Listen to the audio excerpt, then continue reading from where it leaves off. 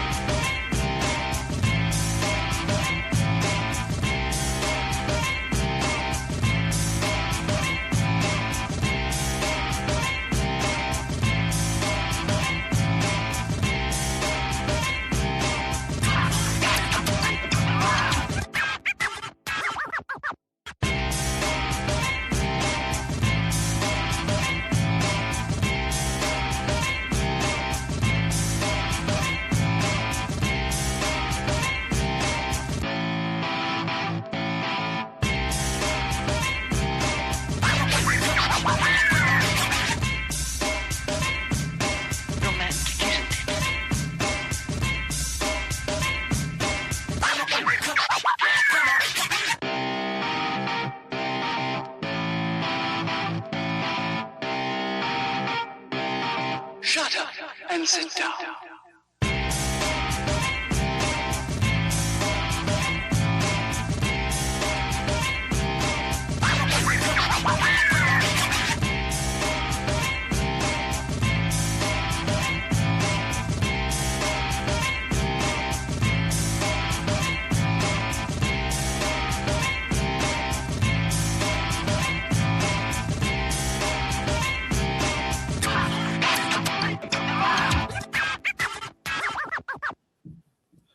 Hello, good evening, and welcome to another episode of Build, Paint, Play. I'm Dave. Greetings, programs. I am Jake, and today we have Kyle and Bob joining us to talk about competition painting. Competition painting, indeed. We're going to talk a lot about AdeptiCon and the Golden Demon 2026 USA edition, however they refer to it. I'm not exactly sure. But we'll talk a lot about that. We've got a whole bunch of photos lined up from the glorious Warhammer community coverage of Golden Demon. And also we'll have a quick chat about a number of different other competitions, I guess painting competitions that went on at AdeptiCon. We'll talk about some other cool stuff. But first up, Kyle, Bob, hi. Hi. Hello. Excellent. So Kyle and Bob are you guys are painters from the Chicagoland area. You've been going to AdeptiCon for how long? Quite a while. I've been going decades. I've been going since I was like 15 or 16. So I think the first time I went, it was at the Westin in like Oak Brook. So Okay. I've been going for a while. Right. Nice. Yeah, I think my first one, I was probably 18, so a little bit after there. And I think this was maybe my 12th. I missed maybe one or two, but yeah, long time. And then, yeah, Chicagoland area. I'm up north of Chicago. Bob's in city proper. So, but both the born and raised in the area. Fantastic. We wanted to bring on, this is kind of a weird one for us. We haven't, even though we particularly love painting competitions and fantastic miniatures, we haven't done a show where we have reviewed the latest Golden Demon kind of thing. So it's going to be a little bit of an odd one for us, but we'll stumble through, I think. First up, though, as I mentioned, we usually talk about what we've been up to hobby-wise. Jake, do you want to kick it off?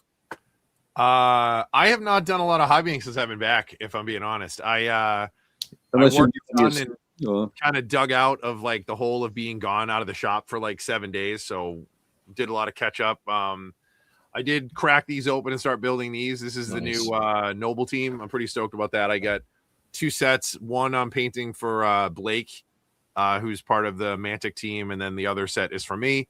And then I just started assembling some of my War Machine stuff that I picked up. But I mean, I didn't get any photos because I'm just assembling. Like, I'm not doing anything fancy yet. So Is that the plastic War Machine stuff or the 3D print stuff? It's a mix. Some of the stuff is plastic, some of the stuff's 3D print. Yeah, pretty amazing what they've done with that game, man. I gotta say, it's very nice to see it back from the dead. Yeah, they did a good job. I got to work for them at the show. I'm friends with a bunch of the sales guys, and like we're good friends with Matt Hart on Steam Forged, and they were a little shorthanded. So like literally, I think the week before, one of their sales guys, Fizz, who I'm buddies with, was like, "Hey, like, would you want to help out at the booth? Like, we're looking for a couple of retailers that we trust, and we'd love to have you come work." So my business partner Ben and I were both at AdeptiCon, so I worked like 2 days there, and he worked a day there, and it was a ton of fun. And yeah, that definitely seems to be kind of the consensus. I think a lot of people are really excited about it. I had so many people that I had to like explain. They were like, "Oh, Privateer's back," and I was like, "No, Privateer's not back. Like, this is Steam Forged owns it now, and like they're redoing it." And it was a lot of like, "Oh, well, the last stuff I bought, like, you know, wasn't very good quality," and I had to be like, "How long ago was that?" And they were like 3 or 4 years ago, and I was like, "Yeah, it's a different company. It's all new. I think it's worth giving them, you know, the benefit of the doubt and trying it out." Yeah, I don't think I've ever seen this kind of scenario happen where you see, you know, because there's so much of the industry, it's so packed with like options that, you know, most of the time when something goes away, it's gone. But I can see somebody kind of bring something back from the dead. And like for me, the best tabletop miniature game of all time, War Machine Mark II, is like my favorite. So it's very nice for me to see. Excellent. Yeah, people were definitely psyched about it. So I think it's good for everybody. I think seeing other companies kind of like show that you can come back and like do things the right way. I think it's good for like the industry at large. Yeah, like, just show people like, hey, like you can do this. Like it's a ton of work. I'm not taking it lightly. Like they've put a ton of work into this, and they've had to dig out of like a pretty sizable hole to like kind of show people, hey, like it's all different. We're not the same guys, kind of thing. Because there was a lot of damage control and kind of like repairing that trust with people. But yeah, I think they've done a good job so to this point, and I don't see them like, you know, changing that. So yeah, great. That's good. Just quickly, I'm going to say hi to some folks in the chat. I'm going to say hi to Scott. Josh is here. Hank is here. He said he's early for a change. What up, Hank? For the show. Luis is here. Dave Hummel. Kat Swift has joined us. Hello, Kat. Nick Essick is in the chat. Hi, Nick. Welcome. Tom Mason too, our good friend Tom Mason. Oh, awesome. Excellent. Hey, Tom. Yep. Chris Kemmig is here too. And Scott said, "What did you win in Youngbloods, Bob?" Hey, I already set the record in Youngbloods, 15 years ago. I'm over and done with that. So awesome. Great. And yeah, mentioning the War Machine revival. Hank said it speaks to the passion of Rich and Matt that he had for the War Machine community. Yeah. Excellent. Frenchie Minis is here as well. Hello. And Nick Hoff is here. Again, good to see you all. So, Bob, what have you been up to hobby-wise since AdeptiCon? I've been recovering from the con crud, but aside from that, I'm in the clear now. But aside from that, I've been putting together some models. Putting together some Shatterpoint stuff. I got a gang I'm doing for a Star Wars challenge we're putting together. So been working on that, cleaning those up, and then also been cleaning up a few StarCraft models that I was able to get my hands on before the show. Did a demo at their booth. Really like some of the models, and I'm in a little bit of a StarCraft kick right now. So yeah, been enjoying putting those models together. Maybe I'll paint one up here shortly. But yeah, just been prepping some stuff for some future shows. Nice. Excellent. Kyle, how about yourself? Yeah, same boat. I got the con credit hit me a couple days later than Bob. I'm still getting over it. But I've been working on my Warriors 3 from Marvel Crisis Protocol that AMG had sent me. Super fun model kit. Just like one of those that like maybe something I would not have been on my radar, and they sent it to me. And like it just sometimes you get the models in your hand and you're like, I have to do this. You can just you can see the vision when you get them in hand. And they've been very fun. They're all very different. So working on that. And then I'm also prepping my Star Wars piece for this challenge that we're putting together and concepting it. And I think just kind of coming off the show and just feeling that energy is trying to manage a little bit of the mania of ideas. and just being, oh, what about this and what about this and what about this, and kind of sorting through that. And then luckily having Bob and Can-Am and some other people just to help kind of sift through ideas is really helpful. So, but yeah, just back to it, I guess, is, back after the show. I think that is that's always a great thing when you get to go to a convention and you get to talk to a lot of people. You get to see a lot of different minis in the flesh. The ideas that you come away with, or the things you want to do, the projects you want to line up, or you can get a lot of those going all too quickly. So, yeah, I'm in that boat where I've been doing a lot of things. So I assembled some of the models I got from at AdeptiCon. So this is one of the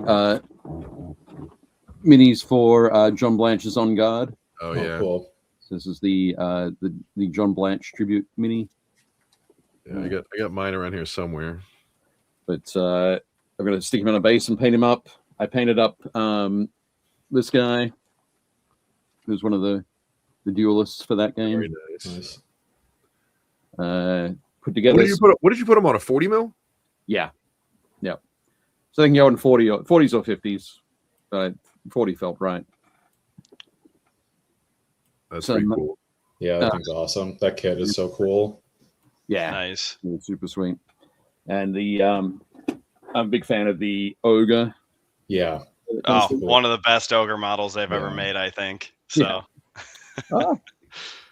There we go. We're gonna have a quick look at that way. Yeah, he's awesome. Always love seeing in fantasy worlds races not being pigeonholed and kind of, that they can be in different places and taking on different roles. I always think that that's really fun.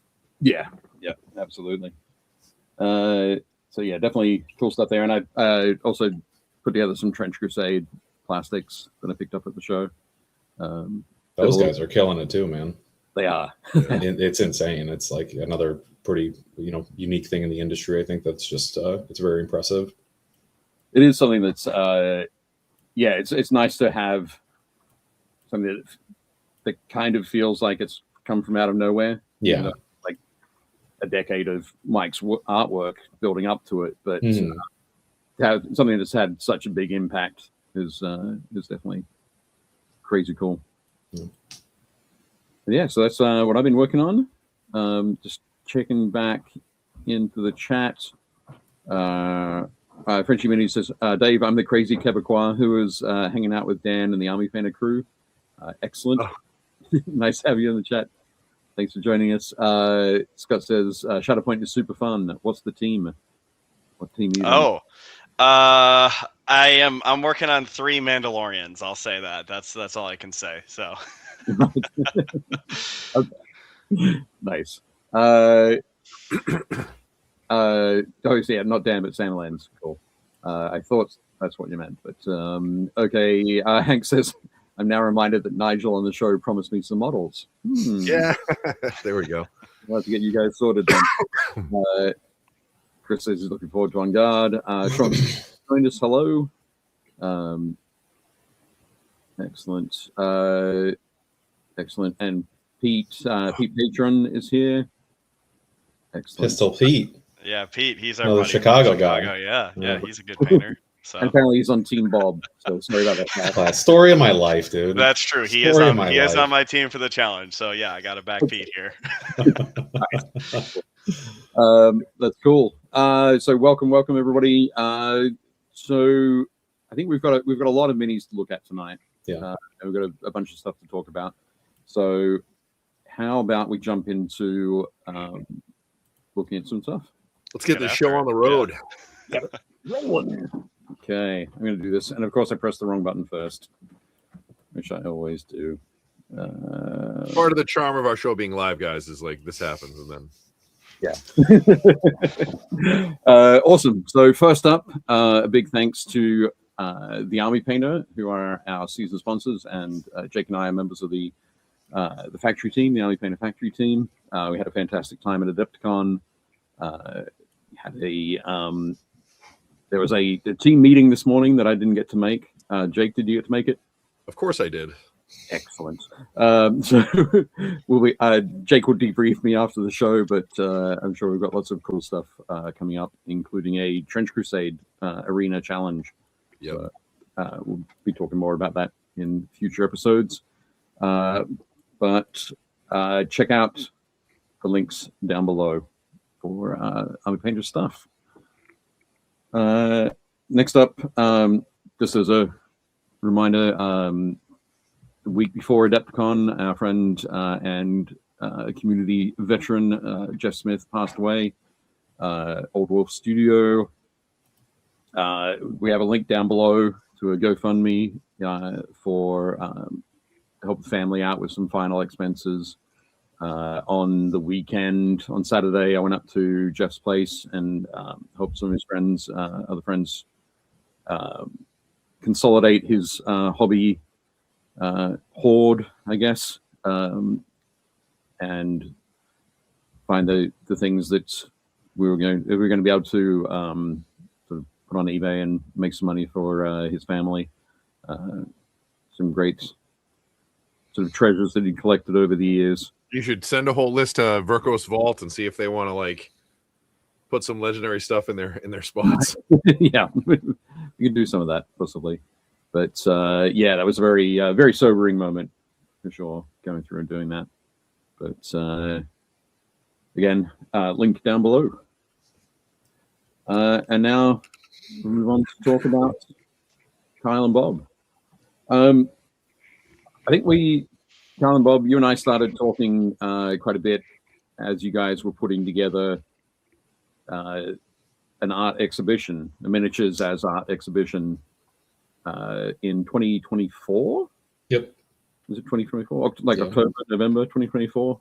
I think, yeah, October, yeah. Yeah, it was fall October 24. 5th we launched. Yeah, I think it was like October 5th or October 10th. Feels like forever ago, but yeah. Yeah, for real, man. Yeah, it's crazy. Time flies. It was almost 2 years, but I was at the Adler Community or Adler Arts Community Center. Yeah, local community center down in the town that I work in, Libertyville, outside Chicago. They do like a lot of like music classes, and they put on shows. They've done all kinds of different, pottery shows, or just different kind of unique art shows. And so they were like very, very receptive to us doing something different, and worked with us on putting it together. So. Yep. Excellent. And you had originally when we were talking about it, I thought you had maybe like a dozen or 15 artists that sort of contributed pieces. But when we talked about it again at AdeptiCon this year, I was blown away. How many people did you actually have contribute pieces to the show? Yeah, I know. I ran into you and we were chatting about it. But yeah, I think we had upwards of around 40 artists. We did like a community call. So we had, kind of our main like 15-ish artists that submitted multiple pieces. And then we had like a community call where we took a few pieces from, a bunch of the local people in the Chicago area on the Chicagoland paint team, which is one of the groups that we're administrators for here in Chicago. So if anyone in the audience is a painter from Chicago, feel free to join our Discord. It's a great community. There's display painters and everything like that. But yeah, we were able to kind of feature around 40 local artists. So that was really good. Kyle, does that say in the bottom right hand corner that you painted Malev? I was like, because that doesn't look like Malev. Oh, Maiev. Oh, okay, that makes, not Malev. Oh yeah, Maiev. Yeah, no, that's like a Warcraft show. I think there is a Malev mini though. I think that he did do a mini of himself for one of his victims. If that's who you're referring to. Yeah. I think like Bob said, about that many people. I think we wound up about 400 pieces, depending on how you count it. But it was it was pretty stacked in there. It was nice to have such a wide variety of stuff, and we had 3 full armies on display to kind of talk about that gaming aspect, and we had busts, and kind of broke it down. The title of the show is myths and miniatures, so kind of this thought of like modern myth, and how in the same way that the Greeks and the Romans, the Egyptians were monumenting and doing artwork on their myths, we do the same thing. It's Warcraft, and it's Spider-Man, and it's that's how we do it. So that was kind of the way we set up the show. And then we had little title cards for the Lord of the Rings section, the 40K section, and then we had just kind of a generic fantasy busts and 75 mil section as well. So awesome. So yeah, I think that was how we first met. Really, well, when we first started talking about miniature painting, we'd met earlier, but yeah, Definitely cool. So I wanted to make sure they included this in the thing. I guess it was part of your bona fides. Yeah. But yeah, I also grabbed some images of some Bob's work, including this cool piece from a concept to completed award-winning. Yeah, this was my entry last year in 2025. This was originally intended to go in the Warhammer Underworlds category, and then they kind of released their categories a little bit later, so it ended up in AOS unit, but it was no big deal because it took a silver, so that was nice. Yeah, here you can kind of see my my rough concept from this custom designed plinth that I put together and had printed out. You can see it's kind of the shape of the leader's headdress. That kind of like diamond, that swoop diamond motif is something that's kind of present on all the models. So I wanted to take that, and then obviously the sculpting of like 10,000 milliput stones on the base as well there. So, but yeah, this is a project I worked on probably about 7 months leading up to Golden Demon, between the sculpting, the converting of the models, and the painting. So, but yeah, very happy with the result on this one. Yeah, it's sitting on my shelf with my other Golden Demon entries. So I like the tiny little jellyfish that are like hidden in there too. Yeah, that was a fun detail. I actually ended up painting up, I think, like 7 or 8 jellyfish, because there's another one in the kit as well that I had. I bought 2 of this kit. It's something I do pretty regularly, is I'll buy 2 of a kit that I do for competition, so I can work on a reference set of models. And then if I convert one and it goes wrong, then I have a backup as well. But I had a bunch of these jellyfish, and I ended up painting a bunch of them.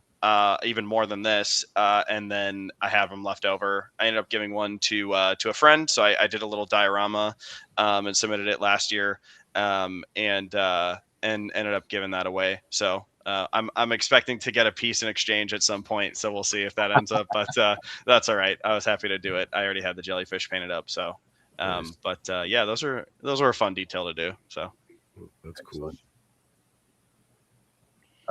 Next up. This, Speaking of Warcraft. Yeah, you might catch a theme. We're pretty big Warcraft fans, Kyle and myself. I don't really play too much Warcraft anymore. It was kind of sucking my life away. Because we wouldn't be painting if we were.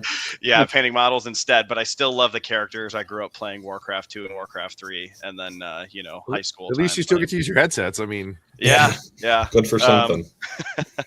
But yeah, so definitely this one is from Freedom 3D on Instagram. He does like a lot of video game stuff, but definitely a lot of World of Warcraft inspired stuff. This bust I did after AdeptiCon last year. I was kind of working on it during the summertime. It's massive. This photo does not do the size of this bust justice. It is very, very big. It's probably like 6 inches tall. And each of those blades tip to tip is like 7 inches. So the biggest thing I've ever painted, and it was a pain to paint, but I'm glad it's done. I will never do another, bust that big again. I don't think so. Is that like a 1/6 kind of scale or something? I'm not sure what the scale is. I think it's not too dissimilar in scale to some of those like smaller statues you'd see at a comic book store. So maybe it's modeled, kind of after that type of scale. So yeah, excellent. That's rad. That's pretty cool. I just see that Josh Potter has joined us, and he said, "Did it seem to anyone else that teal and magenta purple were popular colors in use for this year's entries?" Did seem like there was a lot of teal and purple.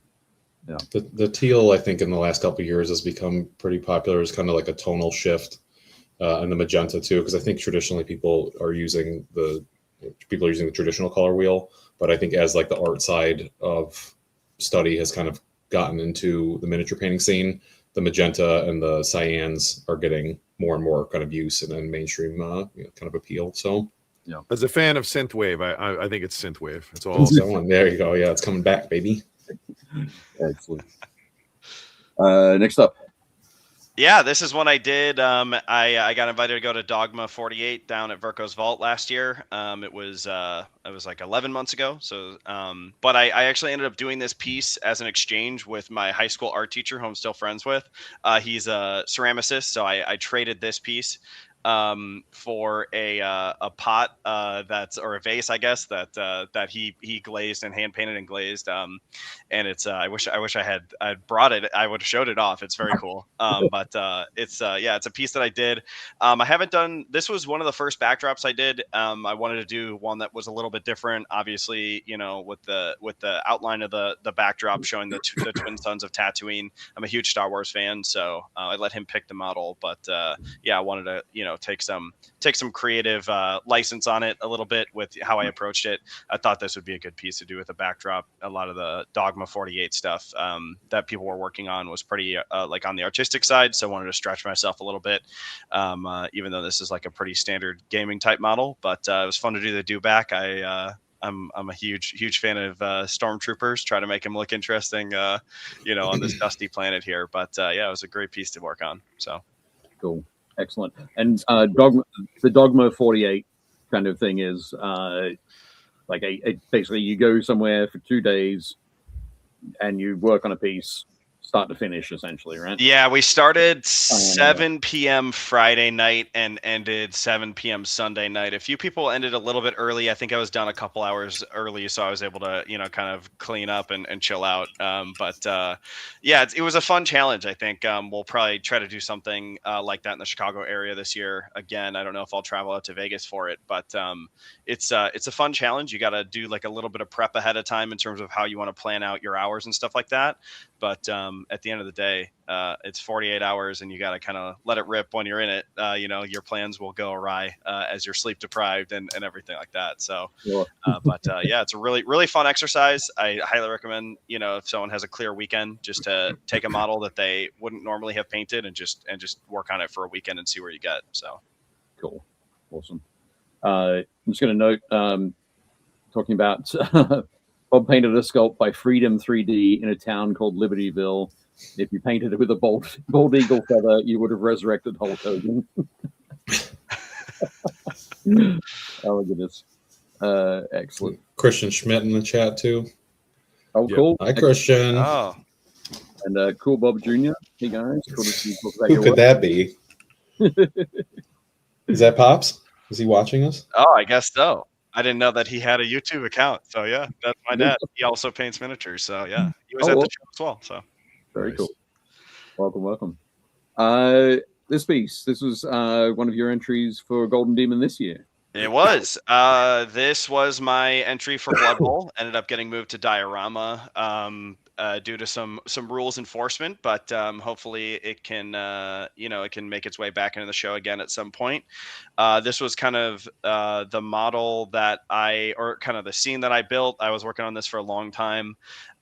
Ended up having this concept over a year ago, I would say. Kind of did a mock-up in Photoshop with a bunch of the animals kind of running out from underneath the tree man, and just added the Noblars to enhance the story. Yeah, it was a really fun piece. Blood Bowl's a great universe. It kind of triggers some nostalgia for me for kind of the old world, but with a little bit more whimsy. And I just really love painting little critters, so that's always fun for me. Blood Bowl's got plenty of them, especially this gnome team. So, but yeah, hopefully this piece can make its way back into Golden Demon and get a different result next time. But yeah, it was a really fun piece to make. Ended up working with Chris Essick, who's Orange Lion DIY. He does a lot of woodworking and makes like plinths and stuff on the East Coast, and ended up getting a custom designed. I worked with him and did a custom designed wooden plinth for this one as well. So hit him up. He's really a professional. It was great to work with him. And get this, kind of like tie in the tree man with the plinth, with the wood plinth. So excellent. That's cool. Very nice. And the next one, I think we're going to go back to Capital Palette last year. Yeah. So this was the Warcraft Rumble challenge that Kyle and I put on last year at Capital Palette. We had, I think it was 18 or 20 people who all painted a model up from the Warcraft Rumble. They're free prints based on the mobile game that Blizzard put out, you know, kind of based on Warcraft 2 and Warcraft 3. This is my Tyrion on the left. I actually submitted him at miniatures as art at the Monument booth at AdeptiCon this year and got best stylized video game character staff picks. That was fun. Nice. But yeah, it was a fun little challenge to put together. We were always trying to kind of highlight and grow the U.S. paint scene. So I've been a Horde player for a long time, but I fell on the sword for Kyle to do the Horde stuff. So I did the Alliance, but it was a fun little challenge to do a stylized, you know, character, something a little bit different than I normally would do with kind of like the anime proportions and that kind of thing. But really a great challenge. As you can see, these, you know, models here on the right, some really excellent stuff from a lot of guys and that pushed themselves who ended up on the challenge with us, and it was really fun to work on it. So, and I think the model that's so in the grid over there, the model that's below the dwarf with the wolf, was that Nick Essick? Yeah, the bear and the bear, dwarf hunter, the classic, inspired awesome piece. He killed that thing. Yep, by the World of Warcraft classic cinematic. I know that was a big one from him. That base is gigantic. That's like a little snapshot of the model. It's on a real ram's horn, I believe. It's a ram's horn that he's got it on. So it's got such a cool feeling that you would see it at like in a tavern or like at a Bass Pro Shops. It's got that real hunter vibe to it. It was awesome. I think his he won. Chris, we did like a fan favorite thing, and he won the fan favorite for the Alliance side, which was cool. And then Kyle, your piece. And the good guys. I did that Karen, the bull guy there, which was a piece. It was such an interesting time working on that piece because I worked on that piece. You know, we kept everything secret. We didn't post anything, and that was part of the, you know, the challenge was that, you know, only work on it with the teams and kind of push each other to find, you know, get ourselves to a better place with each other's help. So I kind of worked on the piece a little isolated, and I was so down on that piece when I did it.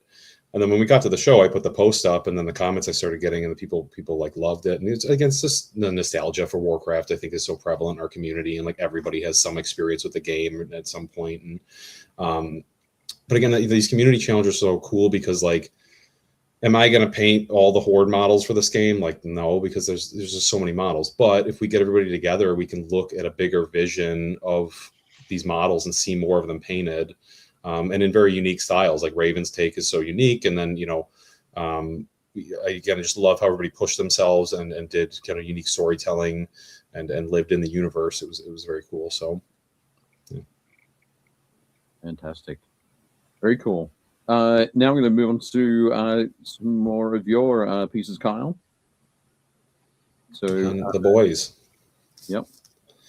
This was a piece I did kind of later last year. I think maybe something I want to talk about this piece is like I was not in a good place mentally when I was doing this piece, and just to say that, like, I think like even when you have stuff going on in life, it's like good to push yourself to continue to create things because it's, you know, the time's moving anyway. And it was like it was helpful for me in the end to still be like I can still create even when I'm not feeling great. And again, model sent to me by Atomic Mass Games, a set of models that I would not have bought because I'm not a Rebels player, and I just would probably not have even thought to do this piece. But when I got them in hand, I was like, I have to do this. Reached out to Chris Suri about how do I make a tree, and he's like, actually, I just saw an article the other day about it, and I looked at that. Learned how to make the tree, which was a cool thing to push myself on. And the environments are my favorite thing to do. I could sit and put tufts on a base for days at a time. I absolutely love doing it. And that's my favorite class to teach right now too at the shows is doing the basing stuff. But yeah, I think came together pretty well in the end. And again, just like a cool thing to have in my collection. Like it's one of those things where I'm like, I've painted minis for 20 years and I've never painted Han and Chewie. Like, how have I not done that yet? And then now I've got a little addition to my collection with them. Yeah. Excellent. Tick that box. Yeah. As Dave Hummel says there, therapy through art. I'm all aboard. Yeah, for sure. Yep, definitely cool. Don Brown says, I love this piece. Touch the tree. Touch the tree. So you have to check that out. And Scott says, are the Warcraft minis commercially available? That was fun. They were free STLs on the Warcraft Rumble website. They did kill that game, unfortunately. But like, as far as I know, the STLs are still on the website. If they're not, you can feel free to reach out to me or Bob. We've got them backed up. So we got them in the vault. Yeah. So like, if they're not on there, then yeah, feel free to reach out. Yep. Cool. Excellent. And this piece. Yeah, that's Helm Hammerhand from Lord of the Rings universe, from Middle Earth. And then they had done that anime movie. I don't know, maybe beginning of last year it came out. And the models kind of came a little bit later. But yeah, I mean, Lord of the Rings and other, like, just grew up with it. I think the first toy I ever remember really like being at the store and like getting such a vivid memory is like being at Toys R Us and like my brother got Legolas and I got Gandalf, and then my dad showed us the old Ralph Bakshi films and the Rankin Bass ones, and and the Lord of the Rings was coming out, and then Games Workshop had the license, and like that's at the time I was 8 years old when I started doing all this stuff, and I have a ginormous Lord of the Rings collection. Unfortunately, the amount of models I painted from it is a little sad. So it was nice to do this piece. I find it very interesting with this piece because I show people and they're like, I'm like, this is my GD piece, and they're like, what is that from? Because I think a lot of people had not seen the movie. And I think also just maybe the way that I painted it, it doesn't, part of the approach when I painted him is I wanted it to feel like this hero of legend, like this, like it's kind of like a Napoleonic, or it's a portrait of this legendary hero. So I wanted to do the poppy colors, and I wanted to make it really, apparent that he is, kind of larger than life. Yeah. It did not play out great for me in the competition, but I'm happy with what I did. And I think probably my favorite thing about this piece is the bird's nest. All right. If you're familiar with the rules for Golden Demon and Lord of the Rings, you're kind of limited to only the pieces that are in the universe. So, you can't really get 3D printed stuff, and I can't take, critters from other things. And the critter meta is big, as you guys noticed, Bob with the jellyfish, and then his Blood Bowl piece is like all critters, right? So love to add a little critter. But it's like the challenge of, well, you can't utilize that. What can you do? Forces you to kind of think outside the box. And I had a nice conversation with a friend of mine, JT, and I was like, he's like, I'd love to do a little bird up there because I want it to be kind of high. And he's like, what about a bird's nest? I was like, oh, that's a doable thing. Again, I messaged another friend about it. He's like, I just looked into how to make a bird's nest. He's like, I just looked into this. And so just kind of made the bird's nest. I just took putty and made about 20 eggs, and I found the couple that I wanted that I found to be the best ones. And he's got the 3 kids, so I did the 3 eggs for the 3 kids. So fun piece to do. Tiny literal Easter eggs. Yeah, there you go. Fantastic. Looks wonderful. Thanks. I have not watched War of the Rohirrim. Yeah. And I haven't really paid attention to any of the miniatures from it. So models have been nice. And I think with GW going all plastic now and not doing the resin, it feels good. I'll say that. They're super nice. Like you got all the hill tribesmen, and then you get like wolf, and then there's like all the new Rohirrim sculpts that they put out, and all the new heroes. Like it's nice. The Lord of the Rings game, like I don't know if Dan Wood's in the chat today, but like Dan will swear up and down that Lord of the Rings is the best system that they make. It's awesome. The game is so good. I think like such little micro decisions that you're making that add up in the long run, and it's really challenging, I think, to decide where you're going to apply yourself in that game. I think it's fantastic. It's very, very good. And like surprisingly, like there's a lot of options. Like we were like, oh, you're either the good guys or the bad guys, and it's like, yes, but there's like, which flavor of good guy are going to be? There's like 19 to pick from, and it's like, which bad guys you're going to be? There's like 27 to pick from. So like you do have a lot of choices. It's just there's 2 factions and then a million sub factions instead of like 40K, where like let's be honest, there's 3 factions and then there's a million sub factions. You're either Chaos, Imperium, or Alien. Like those are the factions. So but people kind of lose sight of it. They're like, oh, there's so many. I'm like, there's a ton in Lord of the Rings too. It's not just like forces of like the White City or orcs. Like that's not fun. I like the way they did the list building in this edition too. It's like it's a little pigeonholy, but I think it's nice for again, with how wide the industry is now, it's nice to kind of drop in and be like, oh, what can I take again? You're like, oh, you can take, this is your list, this is what you can take. So it's quite nice, I think. They still have some. I think they have the most realistic horses exist in the world. Yeah, I think New Riders of Rohan. Yeah. After 20 years, Yeah, New those Riders of models Rohan are sweet. Very, awesome, very dude. cool. So Yeah. cool to see. Yeah. Yeah, absolutely. Excellent. So I remember when that first box came out. I think I was a store manager when the Two Towers box dropped. Classic. Yeah. excellent. So now we're into the Golden Demon. Let's have a chat about these. Well, I'm not sure exactly how we'll go through and do this, but I guess should we point out the things we like about each model, or the cool Critter. He's got a critter. Dude, I love that he's on like an ice flow, and there's like some swordfish like swimming underneath him. Yeah, Neil actually just put an Instagram post up today on how he made the base, so check that out. It's pretty technical, but it's cool. Cool to see something like this. You don't very often see a completely clear plinth. It seems like it was probably a nightmare to photograph this, I suspect, with the refraction of the guy in there. But yeah, sweet piece. Very, very well done. Some slight modifications. I was able to talk to Neil before he submitted.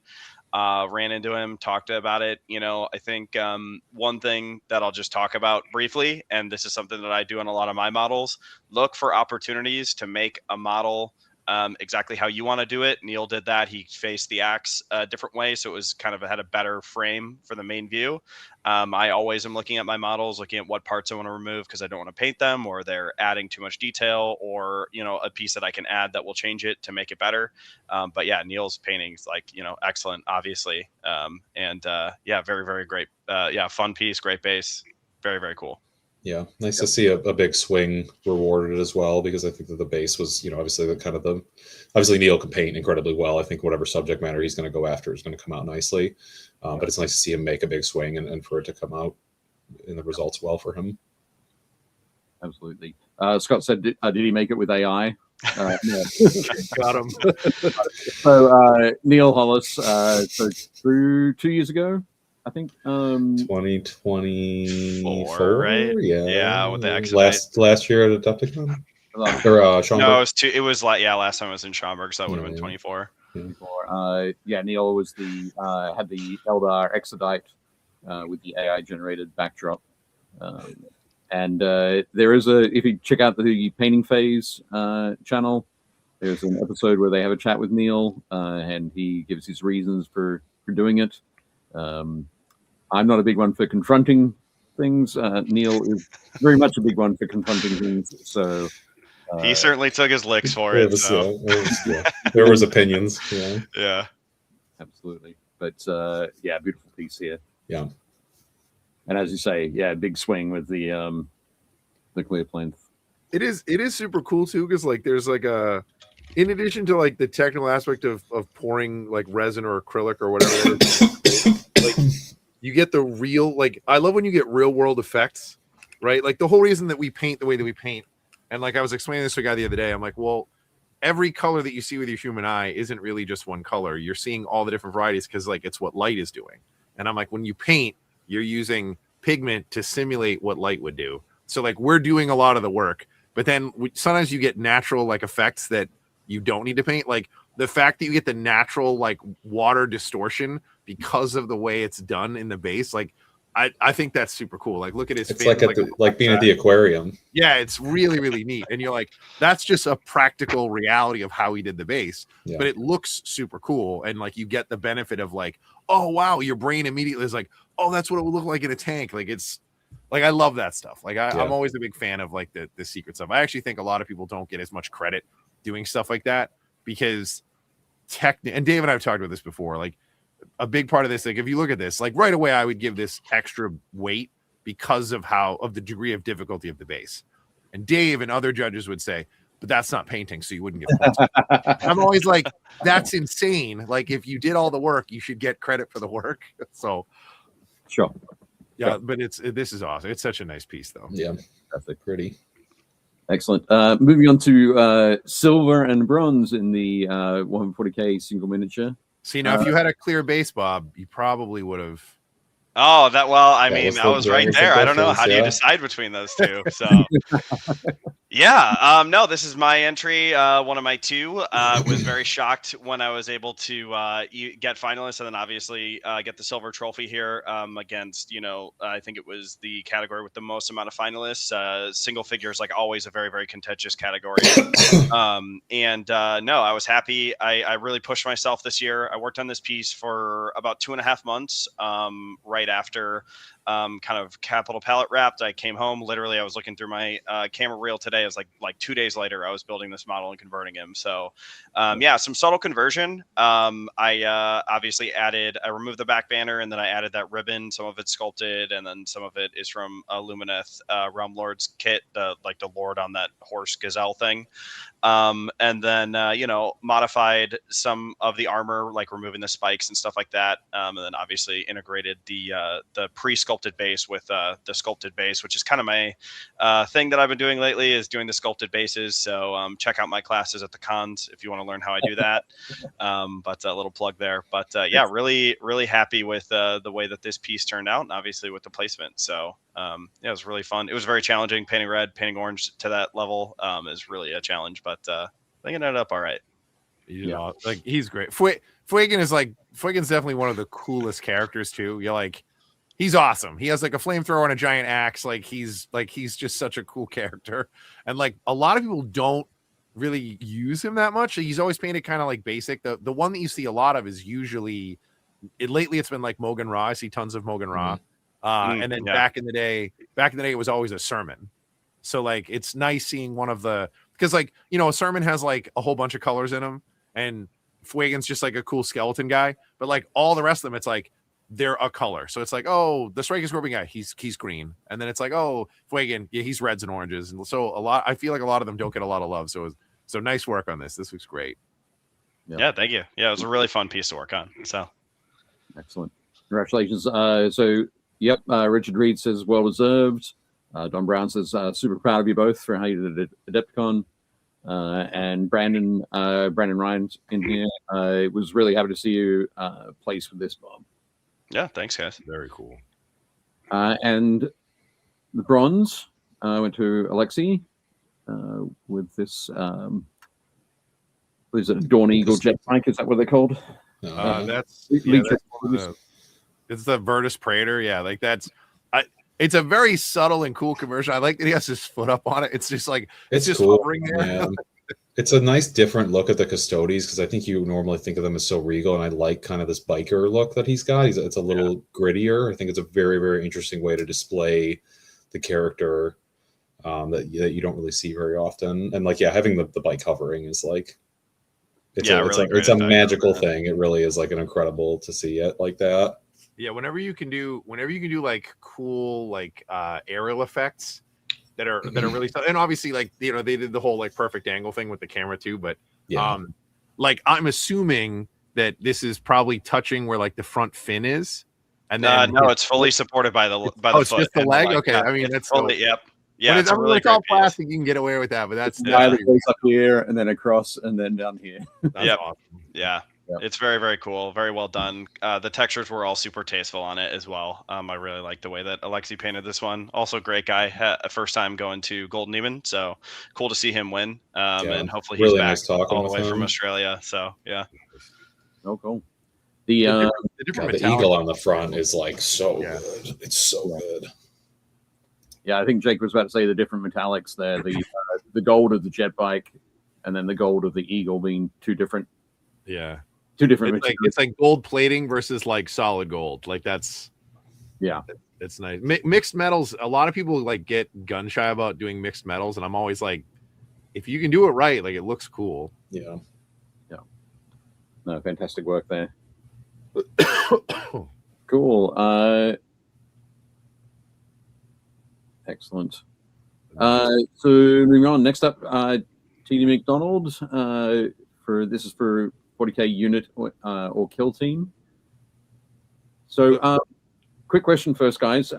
Since they moved to away from, I guess, gaming units to like the unit could be 3 or more models, what do you think that's done for the competition? I think it's a really great change. I think you get a lot of variety that way. I think a lot of the product ranges that GW puts together for the different armies have like a lot of more variety that can get highlighted that way. You know, you can kind of mix like, you know, especially something like the Soulblight Gravelords, right? Where you can mix like vampire, skeleton, zombies, and like creatures, where you can do like a whole thing. And I think we'll see later on, there's one where there's a few different types of models in the Soulblight range. But yeah, I think it just enhances the storytelling, makes the pieces more exciting instead of seeing like the same like 5 guys holding different guns, you know, in the entry. Basically, I think this is like, you know, kind of really showcases like a nice tight scene with a bunch of different of the models from the range that tells a great story here. So yeah, it's nice. I think it's nice to say like Golden Demon, you know, like the gaming stuff is the gaming stuff and Demon is the art thing, right? And it's nice to see like the embracing of like, yes, like use your creativity and do something unique. And, you know, if it fits your vision, like we want to see it. And at least that's the attitude I'm hoping. And I think that is, you're kind of seeing with the rules changes as the years are going on.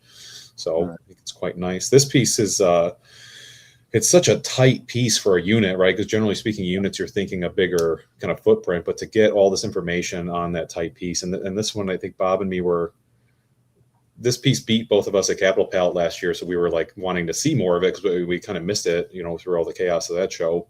So it was nice to get to revisit it and see it again. And of course, for him to take the gold. Yep.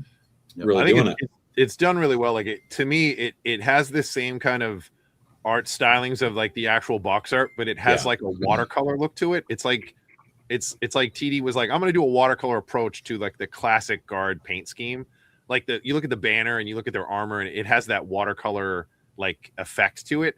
I will say when it comes to the unit kill team stuff, like I like if this was me, like this to me is a diorama. It's not a unit or a kill team because it's like, and I agree with both you guys. I think that I almost like that there's like a mix.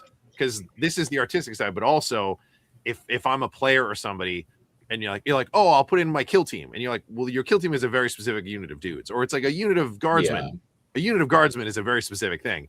This is not a unit of guardsmen. This is a command selection. So part of a command squad, It is weird. Like I almost feel like not that they need more categories, but I just think they need to kind of like even you were saying with your Blood Bowl thing, like you put it in and they made you put it in diorama. And it's like, I feel like a lot of times they're not really sure what their guidelines are. So yeah, I think what's happening with the medium right now is that everything's kind of a diorama, because if what we're doing constantly is talking about like miniature art is about narrative and storytelling, then it needs more elements on it to continue to tell that narrative in an interesting way and in a concise way, right? So it's like, I think for GD, what really the category should be is like kind of a vibes thing, right?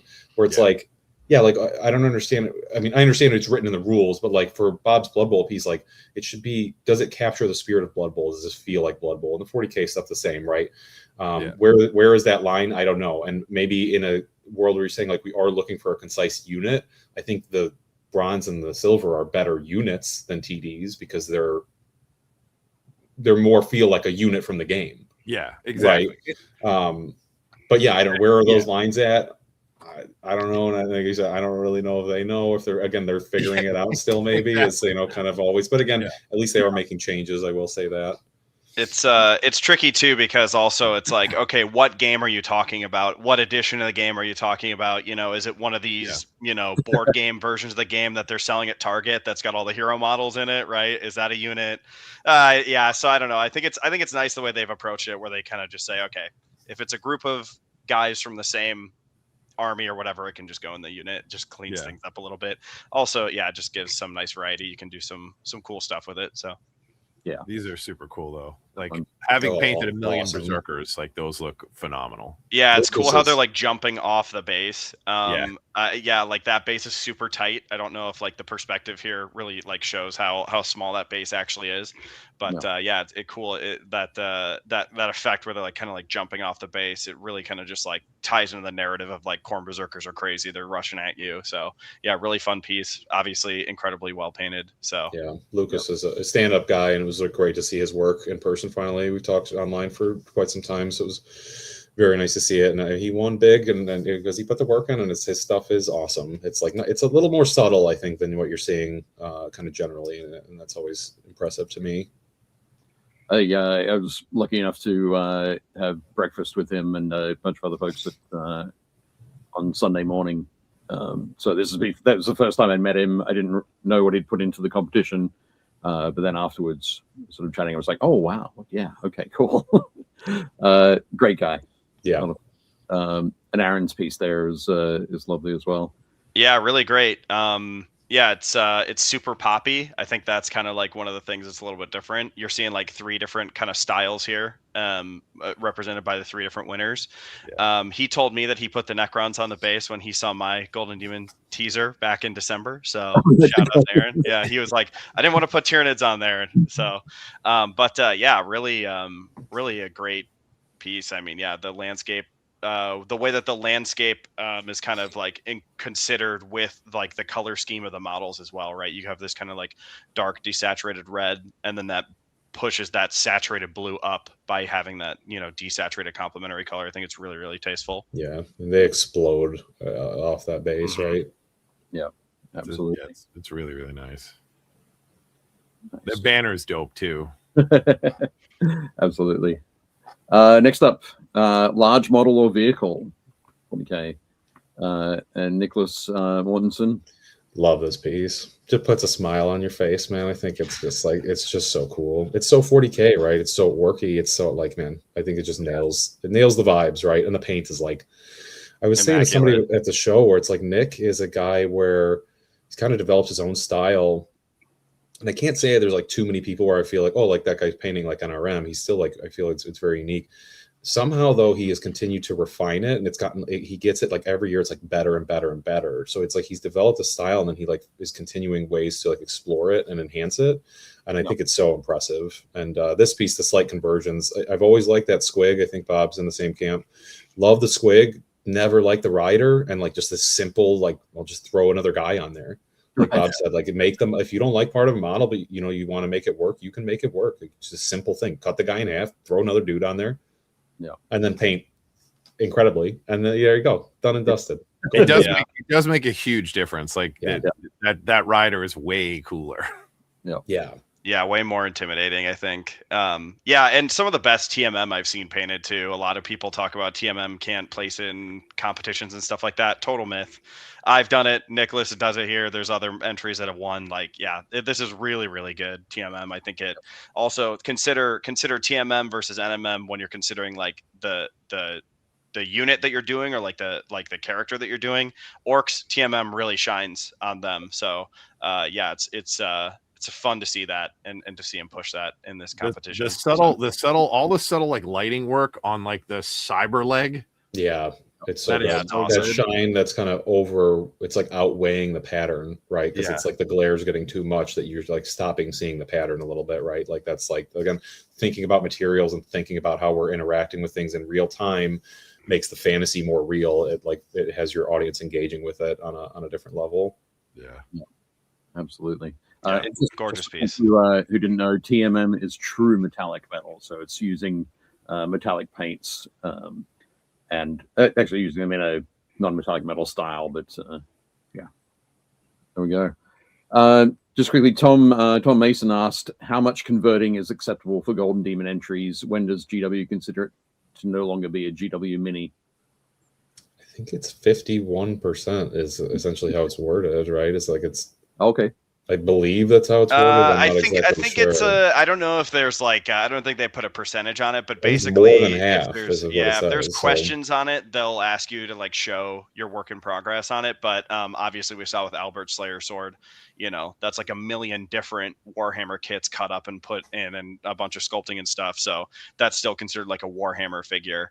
But yeah, obviously no scratch sculpts or taking a model and completely sculpting the entire thing over it. But I think also keeping in mind that you're kind of playing by their rules as well, where you want to like keep it within universe, so you can't just like take a model and completely strip it down and then sculpt something that is technically the basis of it's a Warhammer model. But and they're pretty liberal with what you can convert, depending on how they feel. It's like if the model has to be GW, but you could completely scratch sculpt and build the environment and the base and anything on it, and we might see something in that vein in a little bit here. But I think it's the model itself is what they're kind of concerned with, that the rules are concerned with. I think as Brandon mentions there, conversions and sculpting, the way they word it as the core of the model should be a Warhammer kit. Otherwise, it's open. So, yeah, the gold winner in open we'll see was a entirely sculpted. The best. But yeah, beautiful work there, Nicholas. Silver and bronze.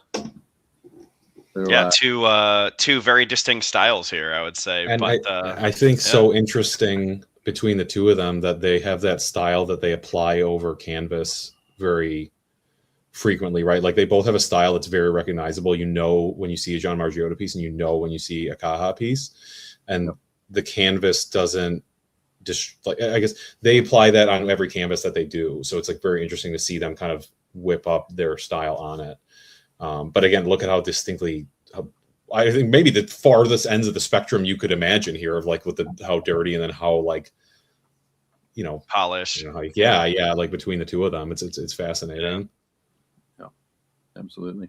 Kaha's Nightbringer is just like, I mean, that model is fucking cool. It's right? a like, lot bigger than you think it is, and the way it's painted is, it's just like the perfect model for that style, I think. And then also with John, another like his vehicles, I just think that his style just really looks great on vehicles. So yeah, another like perfect model to style pick, there. So yeah, a couple artists leaning into their choice of model that really enhances their paint style. I think that my favorite part of John's is the tire. I don't know what I just like it's just these little world building elements that you're like, oh, like something. Yeah, tire popped off. There it is. Like I love little things like that. Yeah, absolutely. The basing there in general is great. And looking back at Nicholas's basing, the use of color on there is part of that style of his that you were talking about before. Everybody loves that warm sand base. Like if you go back, like at least half the models we looked at they're like, I'm gonna do warm sand. Yep.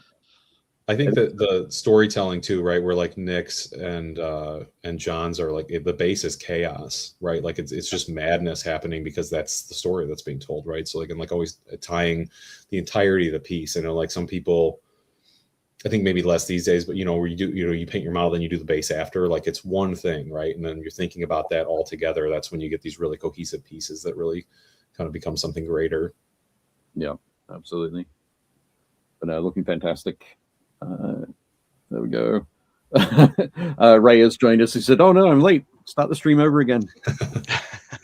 That's cool. You'll be able to check it out again after the show. Thibaut. Oh, what an awesome piece. Yeah, it's beautiful. We got to see this in hand early. Thibaut stayed with me before the show. I drove him up from Chicago. Took him out for some Chicago style pizza, deep dish. So he loved it, dude. That guy, he ate more pizza than I did. I was shocked. Yeah, I've never seen someone eat so much deep dish. But afterwards got to see the piece in hand. Really another one where the conversion work is just immaculate. Really like, creating a character from another character. That's just like, I would never have looked at this and gone, oh, that's like a custom chaos thing. You'd think that this like exists in the range. And then obviously the color choices, the light placement, just gorgeous. So beautiful. He just posted the greens of this today too, I believe, so you can check those out. Yeah, definitely. Quite cool to see. It was again, like Bob said, it's when you get these models, I had to ask, like, where does this start and where does it stop? Like, where does the model stop and where does the conversion start? Because it's so perfectly done, and it's just awesome. Well, I think my favorite part of this piece, and again, such a minute thing, but the way that the dust is, and I think it's hard to tell in the images. It was really, you could see it in hand. I asked, I said, what kind of powders are you using? Because the powders they were beautifully set in there. What he actually was using is pastels, which I had never heard before. It was just shaving pastels down and then mixing them and putting them on the base. So I'm like, again, there's always something new to learn, always something like that somebody's trying that you like had not thought of. Just like the power of community and these shows to say like, what is, how did you achieve that and how can I apply it? Is like, always something to take. That's always one of my favorites when I talk to somebody and they'll tell me something that I'm like, you're like, what, your brain resets. You're like, wait, what? Like, you're like, I've never even heard of that. Yeah. Excellent. Josh Potter says the non-base base on the plinth is a nice touch. It's interesting, right? It's a bit different than I think most people would approach it. Yeah. It's just that nice. It's that slice through. Yeah. which is It gives you maybe a sense of like height too, that like this thing, like that overhanging piece, and you know, you just like it gives that dangling feel, right? Yep. It's a visual representation of don't worry about it. Excellent. Next up, so silver and bronze. Dude, The myth, dude. Yeah, Raph is a good friend of ours. He's on Team Can-Am with us, so we got to see this piece. You know, we all share our stuff, you know, months in advance on the team. So, yeah, I mean, just a master sculptor, master painter, just like the best. A million critters too. So wouldn't this technically be a unit? There's no like squirrels in the game, so. Yep. And then the Raph's piece too is that the main picture doesn't do it justice, because in the round, the back of it is it's almost a different piece. It's like the lighting is totally different. If you go and check them out on Instagram, but the tree on the back is a hand coming to crush her.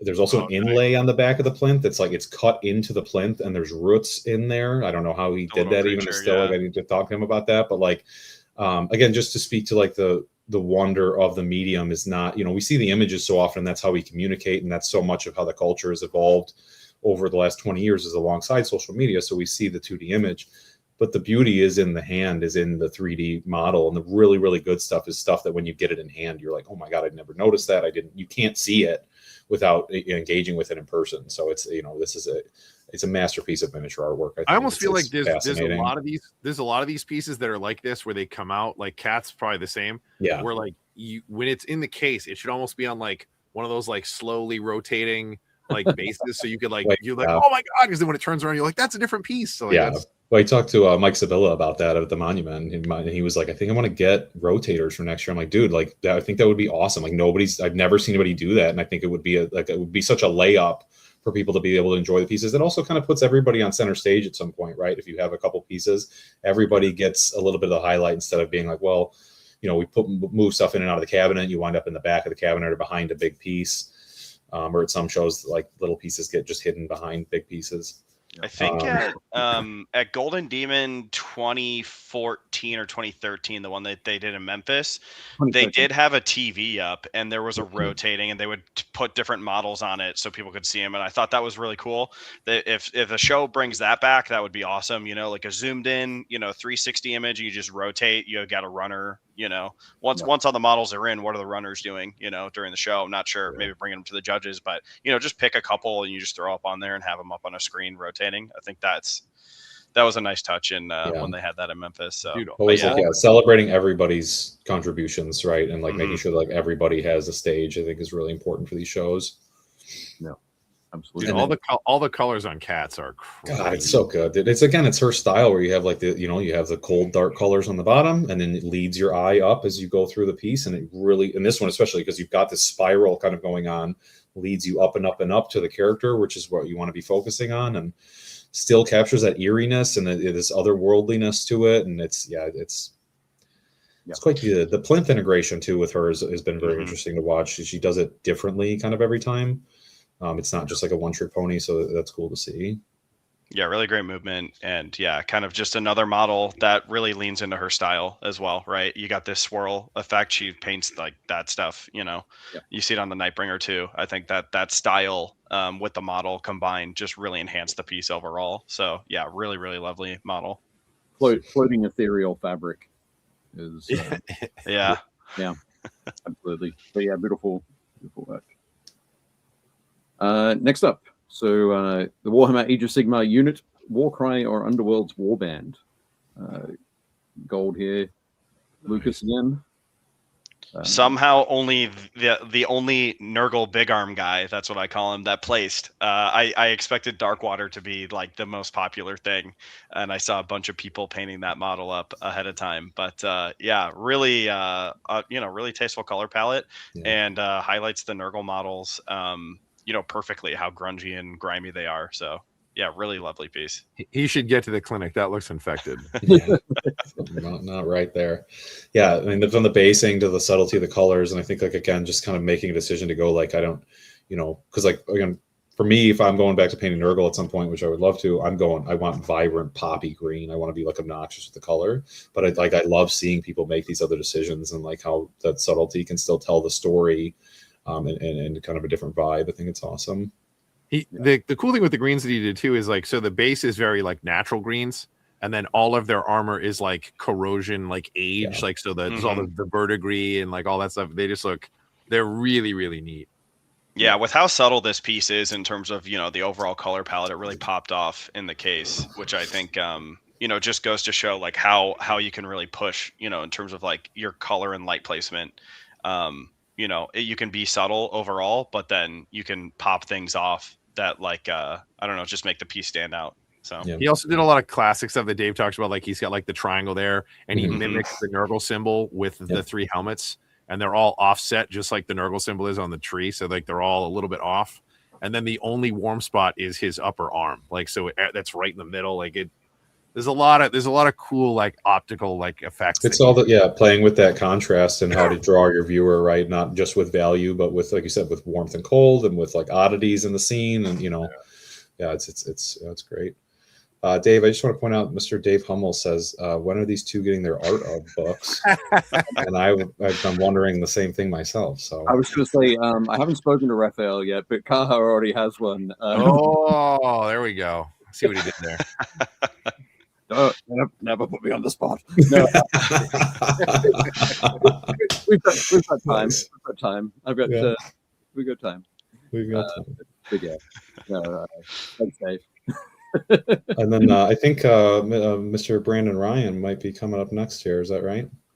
Oh yeah, next slide. I think he's we're about to see him. Yep. There we go. Little green boys. The chameleons. I mean, look at the green. All 3 of these units are green. Very different greens. All have, you know, different ways that they stand out. So just a great use of color from all 3 of them. So green for the win.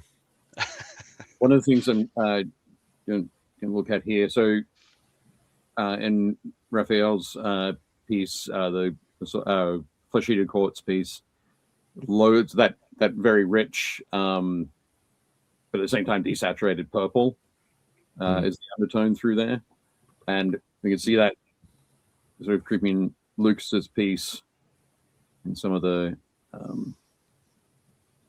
intestines and other sort of fleshy parts on the axe heads and stuff. Yeah, the loincloth on the front guy too. Yeah, guts. Sort of super subtle in there, so it's not to overpower, but to allow those helmets to shine, as it were.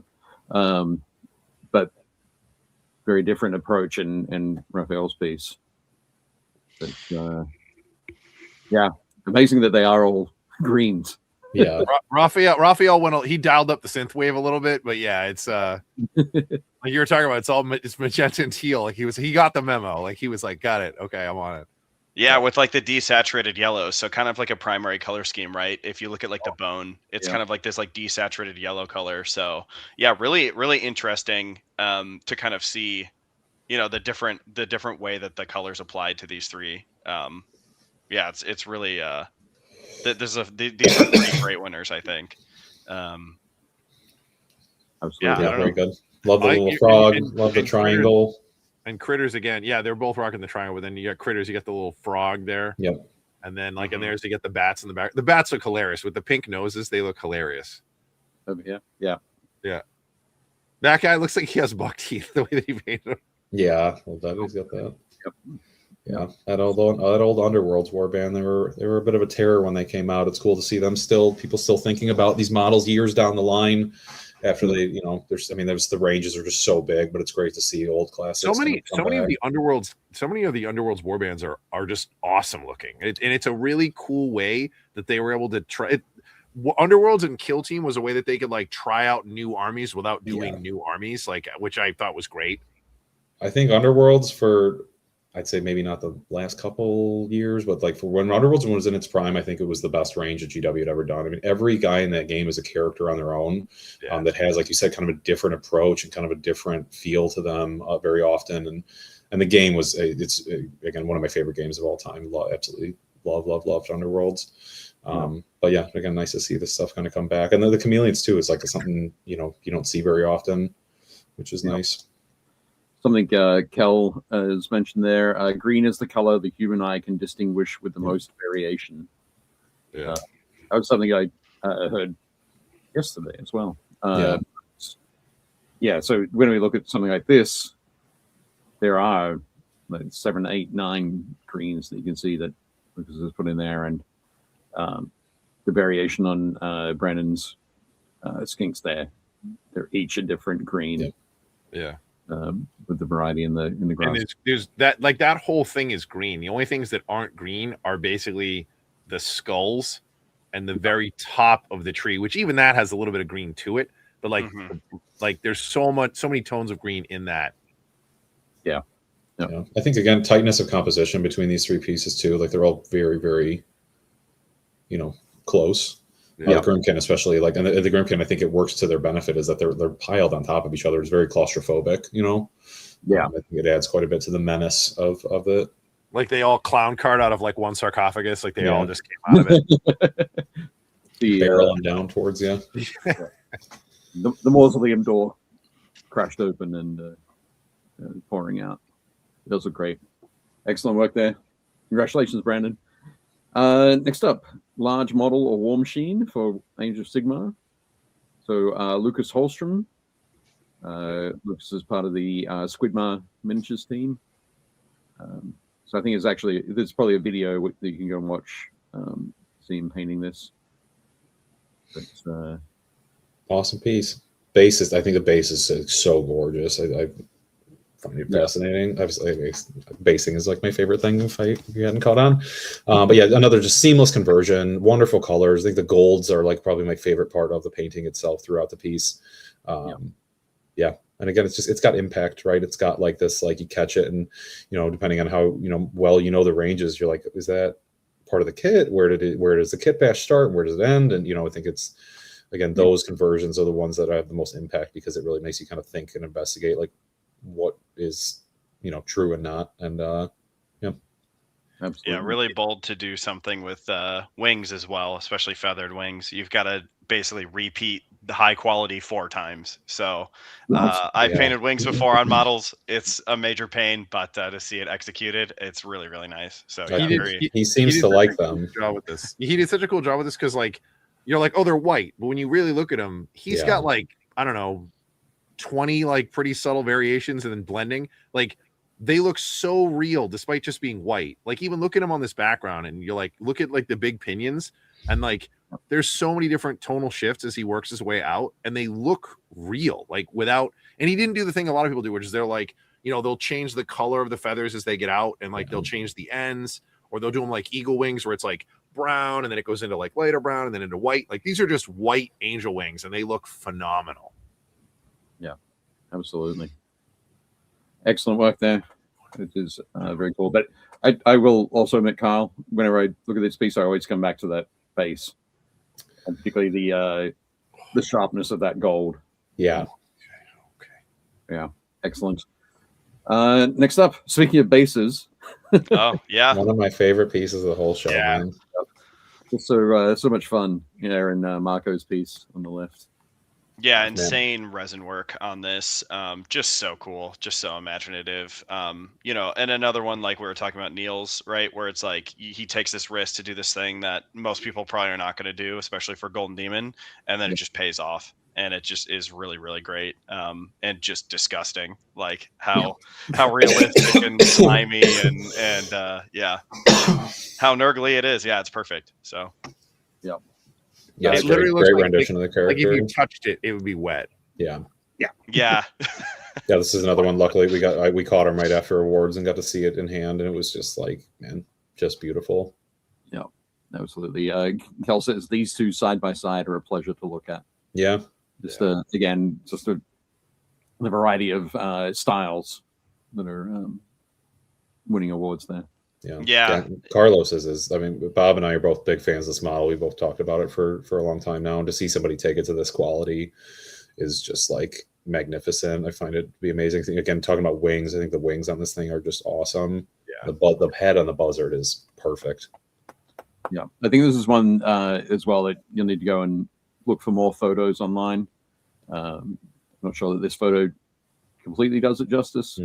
But yeah, it is amazing. Love it. One of the things I just noticed, I hadn't been noticed when it was in the case, but the sort of dappling down here, almost like, is this a tongue in these taste buds, or what's going on here? I think he It's said nasty he did either it. way. He did it like those koi, like those resin koi Japanese art, where it's like a koi pond, like in a box or a frame, and Okay. he put a layer, then he painted that on, then he put another layer of resin over it to give this like 3D stacking effect. It's like Oh, really well done. It works So, really yeah. well. Yeah, it's so impressive. Yeah, there's a lot of variation in that resin. You could just do it like a single color, but to do it the way that he did, and add that subtlety and that variation in it, it's just really masterfully done. It's resin bases, the new meta. See them coming everywhere now. Possibly. Let's see. I did my first kind of resin pour. Oh yeah. Probably about a month ago, and yeah, I will not be attempting the resin base anytime soon. I have yet to do one. It scares me. It scares me to think about putting all that time into a model and then pulling the pour. But again, luckily with the community that we have, there's so many resources out there, and a lot of people to ask about it. So yeah, absolutely. But no, beautiful stuff there.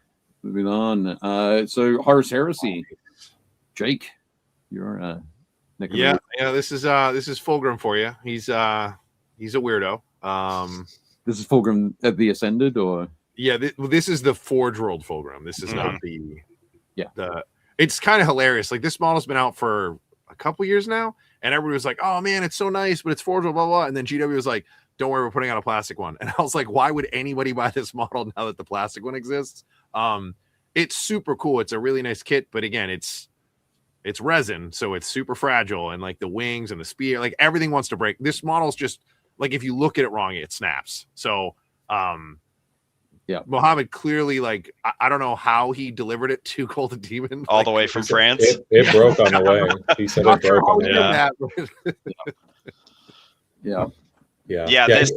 This is another one where you got to look at the photos on Instagram, because like this model I hadn't seen it built in person before. It's big. You were saying, Jake, it's been around for 3-4 years, whatever. It's way bigger in person, and there's a bunch of stuff that you can't see because like the chest is downward facing, but the purples you can kind of see it on like the middle part of the snake body, like the purple armor on that like Slanesh like face armor down there is like so perfectly painted. It is so good. Mohammed, awesome guy, always love chatting with him too. I think he even does a Golden Demon review in French, so yeah, if you're lucky and you can catch it, sometimes you can translate it, but really awesome work, especially on a model this size. Super good. It's awesome stuff. And also the biggest model in the range to one of the smallest, probably. With the second place here. He's like, I'm gonna do a Mark II Sergeant. You're like, oh, okay, cool. It's just like a perfectly rendered tiny dude here. Nice freehand though on the shoulder pad with the lightning effect. You see some people try that, but it's nicely done. It's pretty crisp. The volumes of the blue are super good too. Just seeing the different legions in the different styles of armor. Like, if I'm doing Night Lords, I'm probably more like a Mark IV myself, but it's cool to see them in the Mark II and like they're pulled off very very nicely. Absolutely. That's I must admit, like, I think this style, that the perfectly rendered volumetric style on giving that, I guess, almost non-metallic metal, like a colored non-metallic metal approach. I'm not sure how many were there. A lot of those in the cabinet this year, or was it a sort of a little bit less than we might have seen in previous? I'd say less. I think like this is kind of what people think of when they think of like Golden Demon painting, and again, one of those misnomers. But I'd say generally this is not, like, I think the style is just like so broad right now. Like, so many people are doing so many different things that it's not really like a catch-all. But I'd say I didn't really notice a ton of. Yeah, I didn't think that there was as much as there has been in previous years, which I kind of like. Like, I think not NMM is a trick, like and it's a cool trick, but it's one of those things where I think you're right. I think people are like, oh, I'm gonna go to a Golden Demon, and in your brain you're like, there'll just be a ton of stuff that looks cool with non-metallic and you're like, yes, and like there's a lot of other like really cool techniques. Yeah, so, I think TMM's making a big resurgence the last year and a half, and then moving forward, you're going to see a lot more of it. And I think that again, that's a good thing. I think people they're thinking about it a little bit more critically than just like, oh, like TMM, you just like put down the silver and then put a wash on it. Like that's not the style anymore, right? Like I know Bob's worked a lot with it the last couple of years, his Idonet in particular. There's a lot more nuance and effort that goes into making it work, and when it works, it's awesome. Yeah, it's just another level of contrast that you can add, especially on like the smaller scale stuff. It's harder to pull it off on the larger scale stuff, but like Bus and 75 plus. But yeah, with the Golden Demon, competition, you're starting to see more of it. And then on like the 32 millimeter models, I really like TMM. When it's done right, it's just like, you see Nicholas's piece. It's like an awesome example of like, pulling off the TMM. So, but yeah, two great examples here of non-metallic metal. And yeah, it's LK's piece is really great with the way that he's adding in these like magical effects and like reflecting like the greens and the purples and stuff like that. Another one with the magenta and kind of the cyan yellow color scheme again. Something that's going to come up. You're going to start seeing it more often, I think. But yeah, the way that the different colors are interacting with the gold is like really, really awesome. I think on this one, nice color variation and like a really fun way to do non-metallic metal and to like kind of like highlight that Zinch magical side that we see here with Magnus. So I was gonna say it tells the story of the character quite well, right? Like it feels intense and larger than life and magical in that way. And the bass he was like ready synthwave, like he was like, I'm gonna take like I think one of the coolest things about the Heresy Primarchs, like I don't think a lot of the sculpts are particularly great, but it's interesting is when they first started doing them, they did a lot of them as like they're scenic. So yeah, Magnus is half of the display because the other half is supposed to be Lehman. And it looks like they're literally like it's the barbarian against the wizard. It's a really cool piece when they're together. Or like Ferrus Manus and who's Fulgrim. Like not Demon Fulgrim, regular Fulgrim. Like and like they're really cool. And then they kind of got away from that. I think the one Primarch that gets probably the least amount of love is the Sanguinius sculpt. When they originally made him, he comes with a scenic base that's Cabanda's head. Like he's literally like stabbing to Cabanda's head, which is why he's flying down. But now they don't make that piece anymore. When you order him, you can only get Sanguinius. And you're always like, why is he aiming down? And it's like, because you can't get the other half of the model. That's why it looks like that. So, but they didn't do it for all of them, but a whole bunch of them were designed as like diorama pieces. So yeah, as a pair. Yeah, they're really kind of a more statuesque approach to miniature sculpting in that range, I think. And like you look at that Fulgrim, the Fulgrim Ascended that we just saw. For me, that feels more like a McFarlane, or you know what I mean? Like feels like a little bit different than the traditional aesthetic.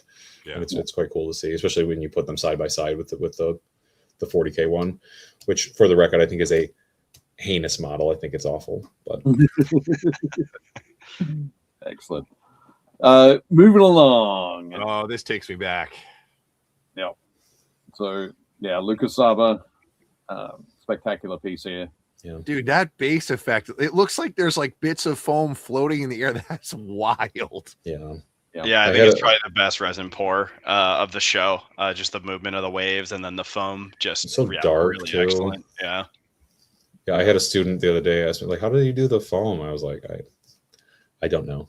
I was like, I don't know what he did to do it. I'd be interested to ask him. It's a deal with the devil. That's how yeah, I mean, it's something, man. I think it's so interesting, the wings, like, because in my mind, I'm putting the wings upward to make this big angle, really, between the stone and the wave and the wings. But the trajectory downwards really preserves the rider and kind of a bigger image. I think it's a very interesting choice. Yeah. It really it sells the image of the horse like leaping off the rock too, like it's powering itself up. Yeah. I don't even want to think about that. I like the spiral he did all the way up the lance in between. That is insane. Like, I don't know, would he tape it or like? I would assume he taped perfect. Yeah. But even then, that meticulous, like being so meticulous with taping it all the way up, and then like because you know, once you make that effect with the air, then you airbrush it, or you know, I know Lucas is a big fan of the oils. You take that tape off, any issues you go in to fix them with a brush, you've got a different kind of feel to the effect. But it's perfect. Like it's perfectly rendered all the way through, and it's like, and that's what he does, man. He's like, you know, he's again like such a different style, and like, you know, he knows how to apply his style to the canvas at hand. Yeah, absolutely. Really neat. I expect he actually painted that by hand. I don't think he taped it. Really? Yeah. You can do it. It's like, it's an incredible feat. Yeah. I think. I mean, it seems nightmarish. Like I'm not doing that. Oh, for sure. Like if it was like a third as long, I would be super comfortable. Like Sure. Yeah. painting that, but just the amount of repetition that there is on that is just incredible. But no, I reckon he just laid it. I feel like I'd get about a third of the way through it, and then I'd be like, "This is a terrible idea. Why did I do this?" Yeah, and then you paint over it, and it's just all one color. Yeah, but there we go. That's why you and I, Jake, are not up there winning trophies. Yeah, he enjoy your gold, Lucas. I'm not challenging you for it. Like, and that's beautiful stuff. But yeah, that foam is incredible. Yeah. And these two pieces are also again like looking at that green.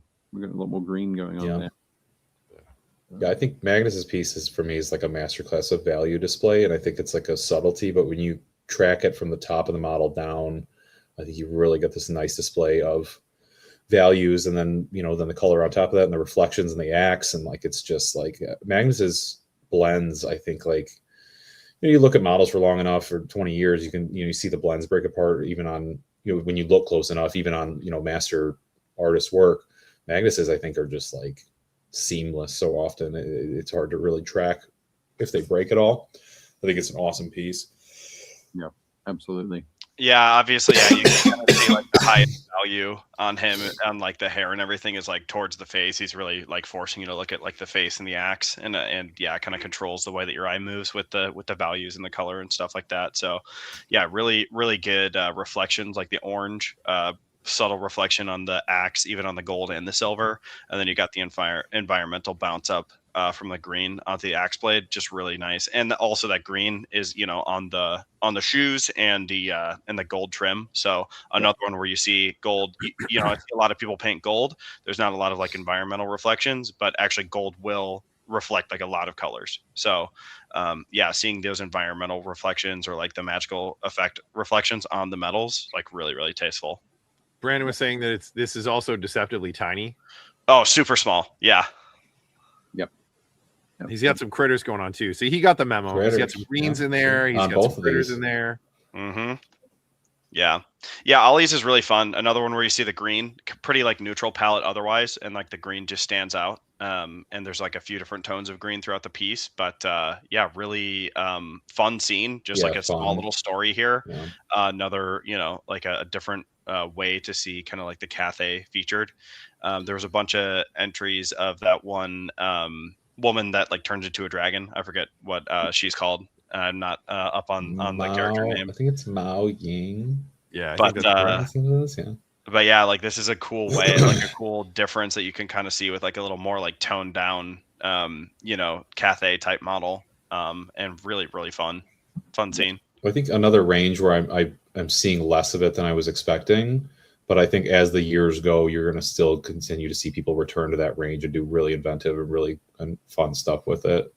Because it's an excellent range. So it's like the most modern range of old world, right? Because there's like no models that existed from the past. Yeah. So yeah, I wish they would start updating some of the older ranges a little bit more. But yeah, you can kind of see where these two models are like updated models from that range, and they've really just like the sculpting of the models, like really great, nice. All three, right? Yeah. Zabas too. Oh yeah, that's right. Yeah. Yep. He's the new Pegasus Lord. So yeah. Yeah, so I think is this Warhammer Old World single miniature, or is it just Warhammer the Old World is the category? It's Old World. You can submit units and like war machines and stuff like that. So it's and Andy mentioned in his video there's something about Old World that was something about single figure. That's why he didn't put his wizard there. Oh, is that true? That's what he said in the video. Maybe Andy a single said it, figure it has or to be unit. right. Yeah, I don't know. Yeah. Yeah, check the rules. Read the rules, everyone. Yeah, read the rules. Yeah, or else you'll get Always read moved. the rules. Yep. But no, beautiful, beautiful work there. Lots of fantastic stuff. Next up, Middle Earth Trinity Battle game. Back again. So yeah. This was my army back in the day, all mounted. It was the smallest army you could field. It was 12 Swan Knights of Dol Amroth and Prince Imrahil. That's my whole list. Oh, and those old mounted models too were metal. Those were so heavy. Yeah. I had a few of those back in the day. Yeah, the horse with all the barding and everything was metal. Man, they were still good. Yeah. I think again, you have to keep in mind how small. Like again, it's always people like, oh, it's so small. It's like, yeah, they're miniatures, but like the Lord of the Rings range they're substantially smaller than your average Warhammer model. I mean, they're really really tiny. It's true 28. They're true 28. They're not 20 heroic. So. Right, and it's just like you've got this more historical feel to them, and it's. I mean, when you look at the accuracy that you're seeing on display here of like how well rendered everything is and separated. I mean, it gets just masterful brush, control here. It's incredible. Yeah. Again, fantastic reflections being shown in the greaves and the knee plates there. Yeah, there's a lot more subtlety in those metals than a photograph can show. Seeing this stuff in person is really the way to see this stuff. So, but yeah, you can kind of see it a little bit like on the forearm reflection, like the gold reflecting onto that. But yeah, it's like those reflections around the like the cloth and stuff, and then like the little subtle shift towards the bottom of the cloth and stuff where there's like weathering. It's really nice. You can see it on his elbow behind the shield too. You can see the blue from the shield and the cloak. Yeah. Mm-hmm. Yeah. Excellent stuff. Piece from Nathan Cartwright. Yeah, not the only one we'll see from him. Yeah, just nicely rendered. Yeah, gold and blue, just like clean, really readable, nicely. right? Yeah. It's one of the coolest characters from Lord of the Rings too. Yeah, it is awesome. And then Daniel's piece is that Éomer? Is that the new? No, that's one of the Helm's one of Helm's sons from the Warrior here. Haleth. Yeah, I think that's Haleth. Mm-hmm. Yeah, nicely rendered. I mean, just really clean. Really like the Rohan bits. Those new kits that kind of offer a little bit more, bits to play with and that kind of thing. But yeah, nice natural base. I think that's cool to see that. But yeah, nice clean rendering on this model. And yeah, it's really difficult, right, to get a clean rendering like this because of how small it is. So yeah, I mean, all three very concise, tight character study pieces. Yep. Excellent stuff. And I think probably stands out most on Daniel's piece, but the everything pushing the focus to here. Yeah. The desaturation, not only the tone, but the desaturation. Well, like looking at the spear might as well just be like a thermostat. You can see as it like ramps up. Yeah. Yeah. Shoots you there. Yep. Like even those little subtle extra tall grasses, right? Just giving that extra little variety in the environment, but they also push you up, right? If you get caught down in the bottom, they push you up to that second tier. And then if you get kind of exploring there, they push you back up to the character. And that works quite well. Yeah. Excellent stuff. Fantastic. Magnus, another one for Magnus, yeah. Yep. So this is in the whole section. Is that Varag Gulshuer?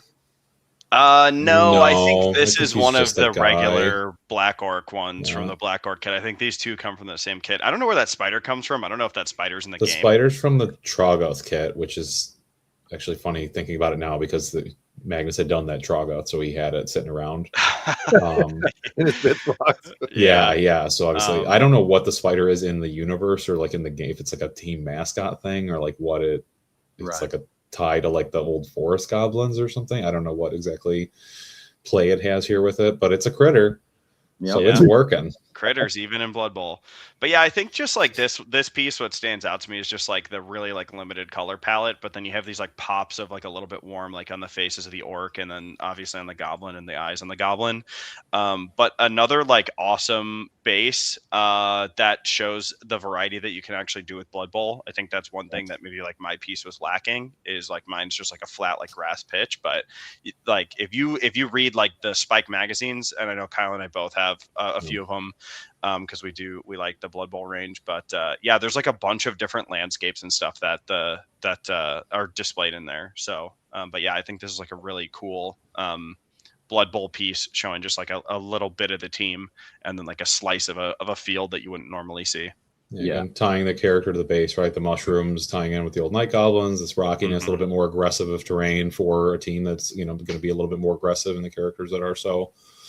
So, you know. I like that the Grot has like just like a boot on his right foot. That's it. That's the only armor he's wearing. He's got such a funny like kung fu thing going on. He looks like a little ninja to me. Yeah, funny. That's cool. Nice. Next up, Nathan. Nathan, you mentioned you'd be popping in again. There he is. Yeah, so I think that he did the middle guy as a single entry, and I don't remember how it did in years past, but I think he touched it up and then added the rest of them. But I think this is a cool Blood Bowl team to do, because there is variation in the guys. Obviously, you see like the little Nurglings, and then you have like the smaller Nurgle guys, and you got the big guys. And yeah, I just think that it's cool. And then like the integration of like the two like star players as well. Yeah. For the team, just really fun. It looks like the pair on the left are holding hands. Like he's like, oh yeah, they're buddies. Let's go play football. Well, it looks like this guy's patting the other guy on the shoulder. Yeah, it's bring your kid to work day. Like they're both like, we brought our kids. The Nurgle ref is awesome. Little Nurgle. Yeah, ref. he's awesome. Yeah. So funny. Yeah, I think it's that comedy that you get with the Nurgle. If you ever read any of the Black Library books, like they talk about like the beasts of Nurgle, talk about that they're playing like a dog out there, like they're like trying to like hug people, but then they're killing them. So it's like this like disgust. It's like this black comedy thing. You know what I mean? It's like this, and it works pretty well here. And I think again, color wise, you like greens and then some purplies, right? Yeah, That's awesome. cool. I think this is a good time. So Frenchy Mini is asking, what's your take on re-entry? If we go to the next slide, I'll tell you what my take on re-entry. Here we go. He's like, this time it's fine. Yeah, right. No, I did it, and it's fine. It's the greatest competition that's ever been run because I finally got one. That's all there is to say about it. No, I think so. My take on re-entries, I think ultimately I don't love it, because I think that what re-entries don't encourage is new creation, which we should always be looking at, is doing new things for these shows, because we're pushing ourselves creatively and we're learning lessons and we're applying them and we're moving forward, right? And I think I think as often as you can, you should bring new things to shows. Generally speaking, most shows don't really allow re-entries, and especially when you have an open style reward system like in Capital Palette or the Worthy for Crisis Protocol. You've already been awarded and you've already been placed in the show, so you're not looking at bringing things back. Demon, it's part of the game in a way. It is like people win with re-entries quite frequently. If you look over the data the last couple of years, it happens very often, I would say. I'd say from like a kind of cultural perspective, I think as long as you're making modifications, I feel more okay with it, because again, you're applying feedback, right? And you are growing and you're learning and you're changing things. But you're re-entering a piece that hasn't won a trophy before. Right. Yeah. As if you get a trophy, then I think then you're definitely, you're not re-entering, right? But again, there are people that enter pieces 4 or 5 times and they will eventually trophy, and again, it's nothing, it's not against the rules, right? So like they're not cheating in any way, but like from a cultural standpoint, again, I don't love it. I have mixed feelings about having placed in Demon with a piece, and I've gotten comments from people otherwise, but it feels a little weird. And if I'm being quite frank, I feel like if I don't get another Demon with a piece bringing it the first time, I feel like I kind of have to prove it still a little bit. And I'm incredibly proud of this piece. And like, as always with any of these, Demon in particular, I think is when you do so much work as I did in this piece, you have to be okay with the results, and you have to just say like, I'm going to continue to showcase it elsewhere and it'll do fine. And I took it on tour the last year. This was the final retirement for this piece. And it did quite well elsewhere, but again, it's not against the rules, so you're not doing anything wrong. I think for me, as long as you're kind of making some modifications, I think that's kind of the biggest thing. So Yeah, that makes sense, I think. Yeah, I think for me, like obviously I'll bring my Blood Bowl piece back if like the rules change and it's allowed to go into Blood Bowl. If not, I'll just bring it back and put it in a diorama one last time. I think like one re-entry is probably like good, and get your feedback, incorporate the feedback, make the changes and bring it back. If you're just bringing the same thing back over and over and over again until it places, and you're not really making any changes, it's, you know, maybe put it to rest at some point. But yeah, I don't like Kyle said, it's not against the rules. I don't think it really affects the credibility or integrity of the show necessarily. And they keep changing the judging team.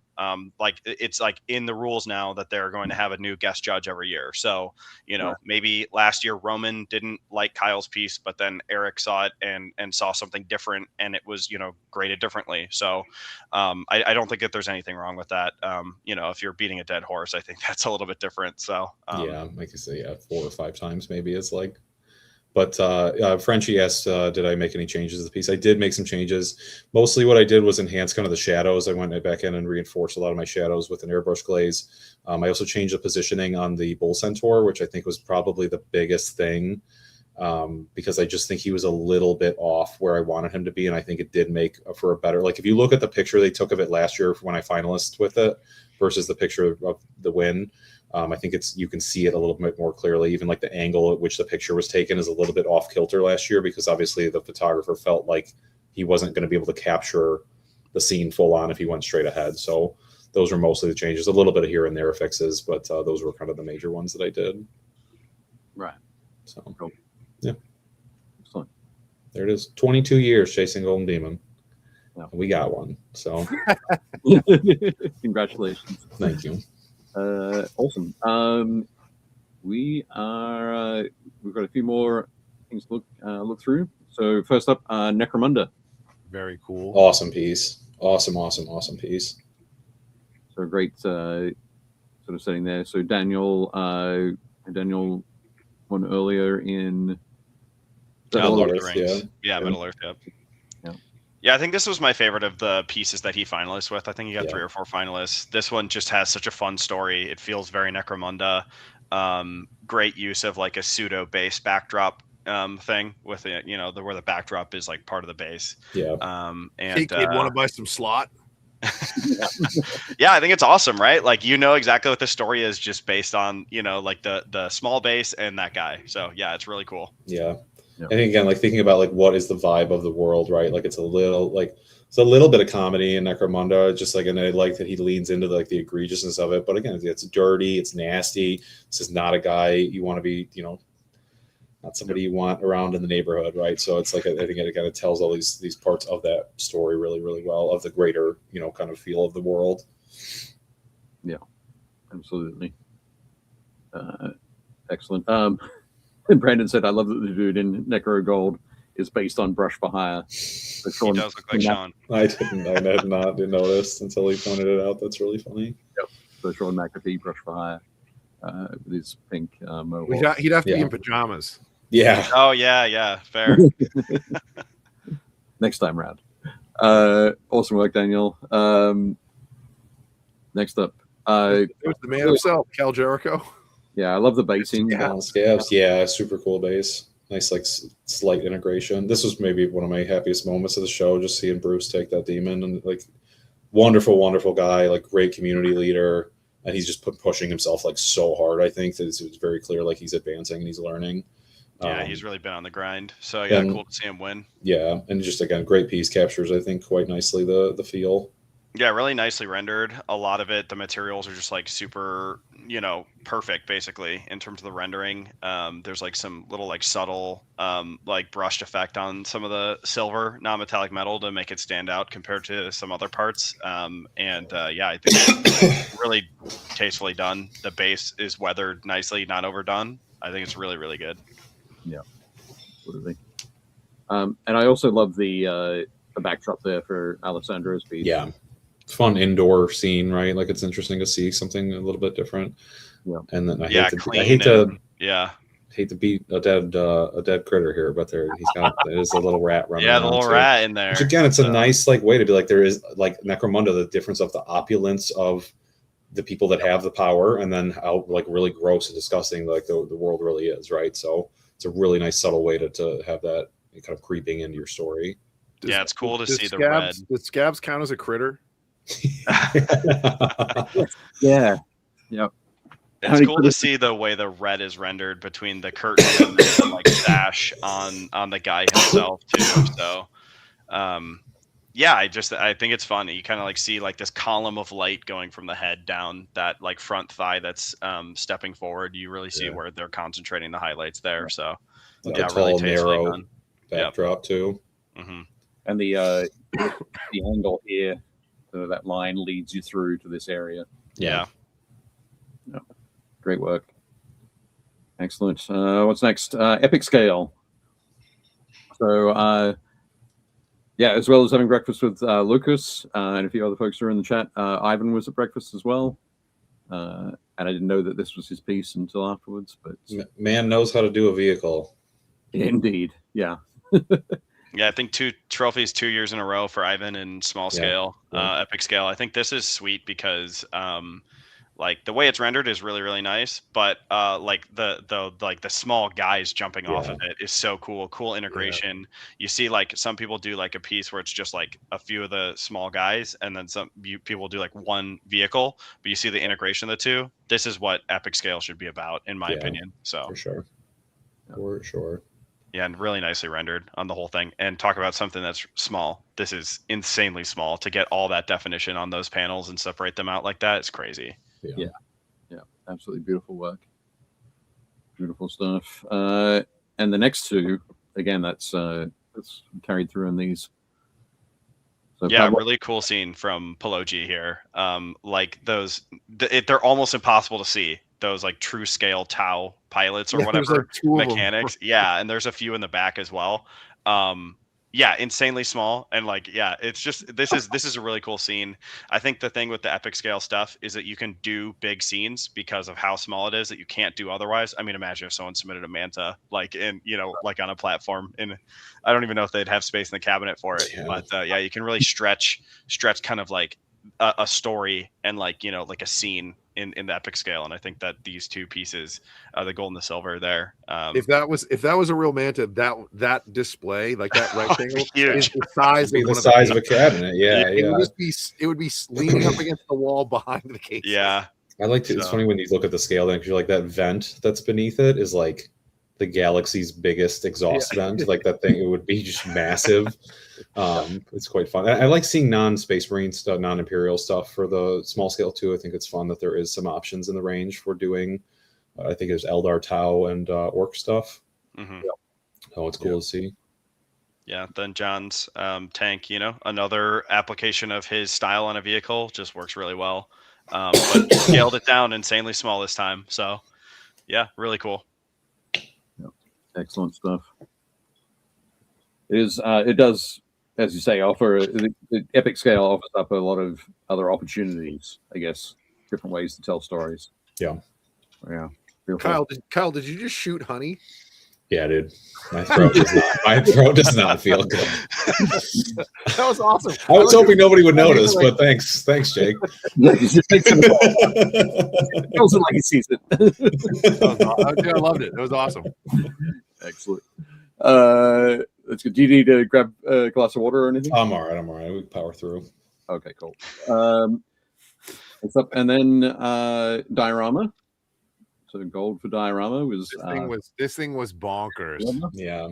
Yeah, you got to see the photos and the 360. I think there's 360 video of it on the YouTube page, and I know it's on the Warhammer TV interviews that they did. But yeah, you got to see the 360 of this because there's so many little pockets of storytelling that's throughout this piece. It's massive. This one photo just does not do this piece justice. I think it doesn't feel overwhelming because you have time to kind of like check in as you're going around. It's not just like here's 1,000 models like that are it kind of gives you that time to like take it in. But I think like the word that comes to mind for me when you see these pieces, it's like undeniable. like it's just, you can't look at this thing and not just feel something, feel the weight of it, feel like how impressive the build is, feel like just the terror of it. Like it's just undeniable that it is doing something as like a greater piece of art or miniature art, right? Like it's incredible. Yeah. This thing is in my pile of models to get to this year, and It's a good one. Oh my, it's daunting. Like I'm so psyched that they finally fixed the zombie dragon.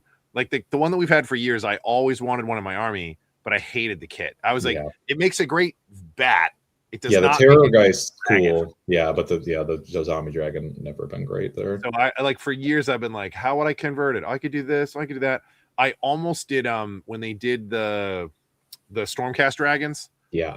I was gonna take one of those and like cut holes in them and put like some of the like horse skeletons in there so you'd see like the rib cages. And then I was gonna do that. And then they had like the weird chaplain guy with the skull helmet on the little dragon. Yeah. And I was like, it's really cool. I'm like, but he's too small. And then they put out this guy and I was like, yes. So like at some point, yeah, this one's huge. This is in my yeah, this thing is gigantic. This is another one of those models you're like, I don't want to transport it ever. I don't know how he got it from overseas. Yeah, I don't know. Like, yeah, dude, because you can't fit this under the seat in front of you. So yeah, like yeah, crazy.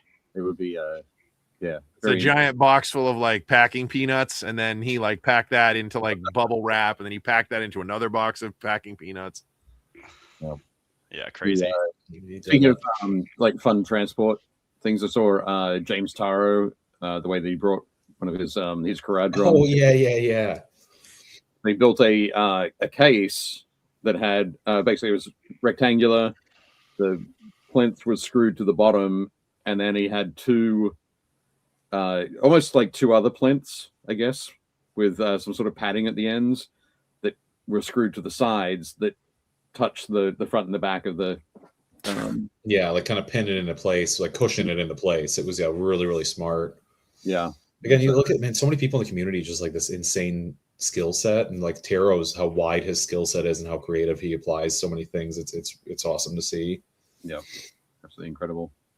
But yeah, excellent. Next up, we've got Andy Wardle. I love that wolf. That wolf is so cool. It's really neat. It looks like if you guys are comic book fans, it looks like a Green Lantern construct. Yeah. Oh yeah. Right. Yeah, like I think it kind of like is a construct. He put out a video talking about the lore of it. I don't know if it's like a summon or like what like the lore of it is, but yeah, it kind of like has this glow. From the Green Wizard. Really like cool. The hand and yeah, it's really cool.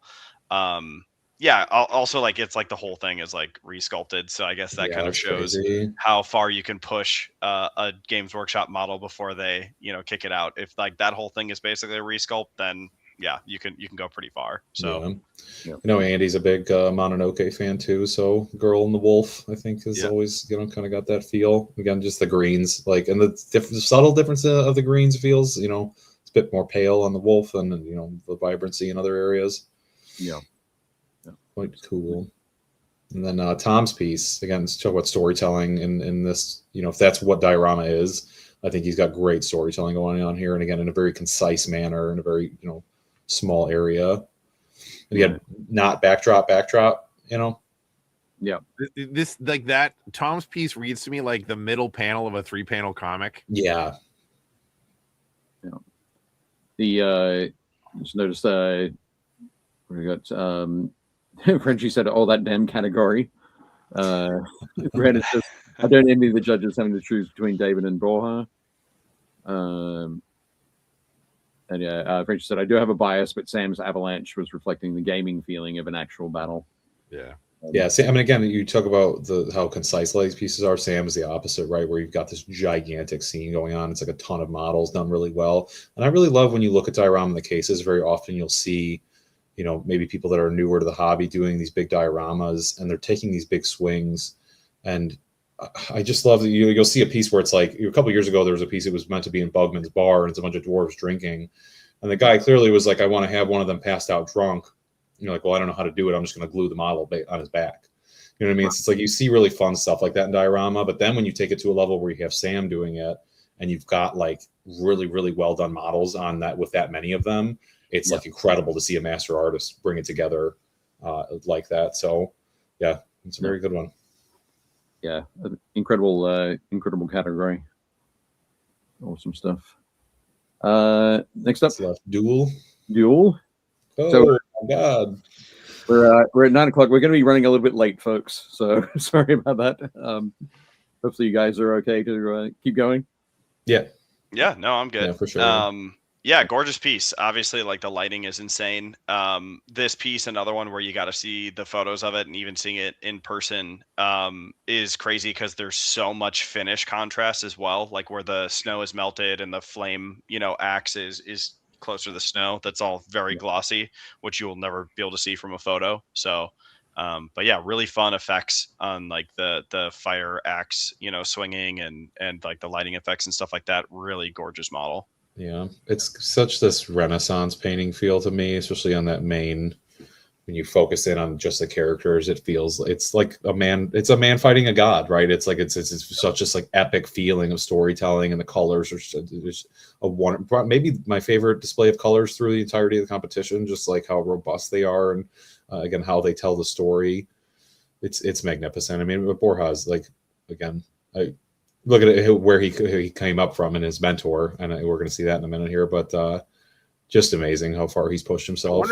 I wonder if he heat gunned the wing, because it definitely looks like it's the original sculpt, but I wonder if he just like heat gunned it and very slowly like curved it to where he wanted it to be. It's really, really cool. It's such a subtle thing, but it's like such a neat effect, because normally his wings are kind of both out.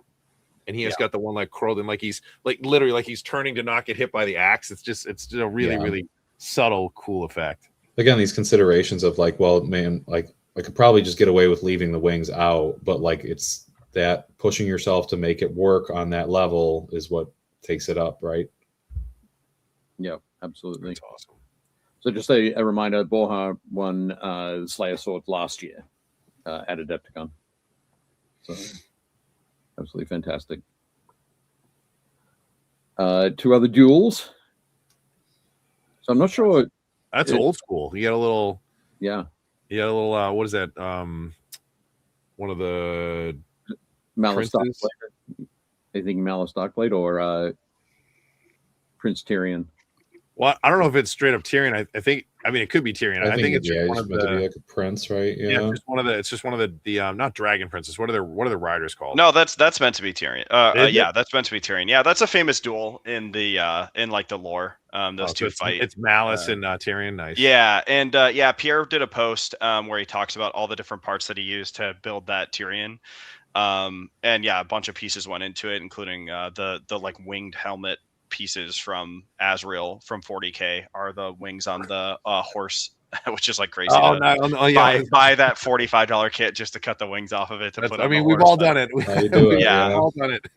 Yeah, really fun piece. Obviously, like a very important like story in the lore for Old World. And great use of kind of modern models to tell this like old school story. Very, very cool. I also love high elves. I have a plan to do some high elves in the future. So, but yeah, this is a great piece, and Pierre is like really lovely to talk to. He puts a lot of care into his models. So check out his Instagram and see what this looked like before he painted it, and read his breakdown of it. I am a sucker for Cold One Nights. Who doesn't like a dinosaur with armor? That's awesome. See the modern model, like man, they're huge. Look how big that thing is, man. So cool. Absolutely. Yeah, and then Adam Lee's just like so menacing, and then turning the horn smooth. Everyone's talking about the smooth horn on him, and obviously we saw that model last year. 2 copies of it did pretty well, just to see this like duel where you've got Vizix stomping on this mount that's probably pretty powerful, and now this Sigmarine here has got to face him on foot. It's a really fun scene, really menacing. It's like how do you capture that? Creepy nails are like super gross. Yeah, it's scary, right? Like capturing that emotion in miniature, I think is like a very cool thing to do, because it is, again, it's such a part of these worlds is like that they're not fun places. So capturing that in this it works so well. Colors work really well. Base I like quite a lot. So yeah, it's a good one. I'm going to say one of the things that I think must have been super difficult for these these two pieces in particular, it was getting like finding the right angle. Yeah. I'm not sure if the photographer found the right angle on these two, but I think that Pierre's is kind of a challenge of what we're talking about. He's kind of a little bit, I think he's challenging the fact that, like, I don't think this piece is meant to be viewed in 2D, like, at all. Yeah. Because there's no line. I think when you talk about in film, when you have characters fighting, there's kind of a line that you draw, and the camera's not really meant to kind of pass that line because you always want to have characters in frame. Yeah. And I think Pierre is like playing with a 3D space, and like it's really, again, it's kind of meant to be. And I think that there is some play at like this is the angle because the way that the environment kind of moves and cuts off towards you. He also deliberately mirrored them too. Like, so yeah, they both like they both have their sword in, like, for Tyrion it's his left, for Mouse it's his right, and they both have their shield out on the outside. Both of the mounts are sort of heading towards each other. So again, I think you could literally flip this thing around; it would look just as cool. I think it's the same exact image. He mirrored it. So it's, again, part of the issue with our industry is that we're showing 2-dimensional images of a 3-dimensional model. So. Yeah. Oh, yeah. And I think Adams is like, I think, depending on how you do those shots. And again, I think about Borja's pieces when you, like, if you look at his Instagram post, the first image is this really tight image of the two characters together. And I think Adams' piece, you could get some really great photography of doing it kind of upwards at the rat from the perspective more of the Sigmarine, which is, it's kind of like is miniature photography, then its own style of art with the, within the art form. Either coming up here or coming up in this direction. It would make him even more menacing, right? Because you can really get that scale, like how much higher he is in the composition and just physically. Yeah, which is cool. Love the bell on that piece too, man. I think the animation on the bell is like stellar. Yeah. No, fantastic. Next up, Youngbloods. So these were pretty wild. Yeah, the quality for Youngbloods has just gotten better and better. Yeah, it's crazy to see this, like the full non-metallic metal rendering, and yeah, it's awesome. Really, really well done. Yeah. I do love Dante. Perch like perfectly on that, just that toe touching too. Yeah. It's really nice. It's so important to see this continually being a thing too, right? Like, as if we don't have a younger generation coming after this thing, then we've got nothing to leave behind, and we've got nobody to continue it. Sure. So I think it's so important to continue to support this kind of thing, and again, it's just so impressive to see it come along like that. I don't, I think back to myself at that age. I'm like, I don't think I could have wrapped my head around so much of this, even slightly. I believe I was killing brain cells using Tester's oil paints, oil enamels, and I was painting like metal Ralpartha models, and they definitely did not look this cool. But there was also no painted models other than the ones you'd see in the Ralpartha catalog. Yeah. Well, again, like obviously these kids are utilizing their resources, right? They're like looking online, and we've got so much access to this information. Like, clearly these this does not just happen, right? Like, you don't just like pick up the brush and you're like, oh, this is how you do it, right? Like, these kids are doing the work to figure out how things are operating and how to do the metals, and getting feedback and et cetera. It's very clear that they're putting the effort in. I would love for you to get Graydon on here, and he's just like, oh yeah, I just picked up the brush and I knew how to do it. I don't know what you're talking about, dude. I've never read a book in my life, dude. I don't know what you're talking about, man. He's like, my parents are Boris Vallejo and Julie Bell, and I just naturally understood how to do.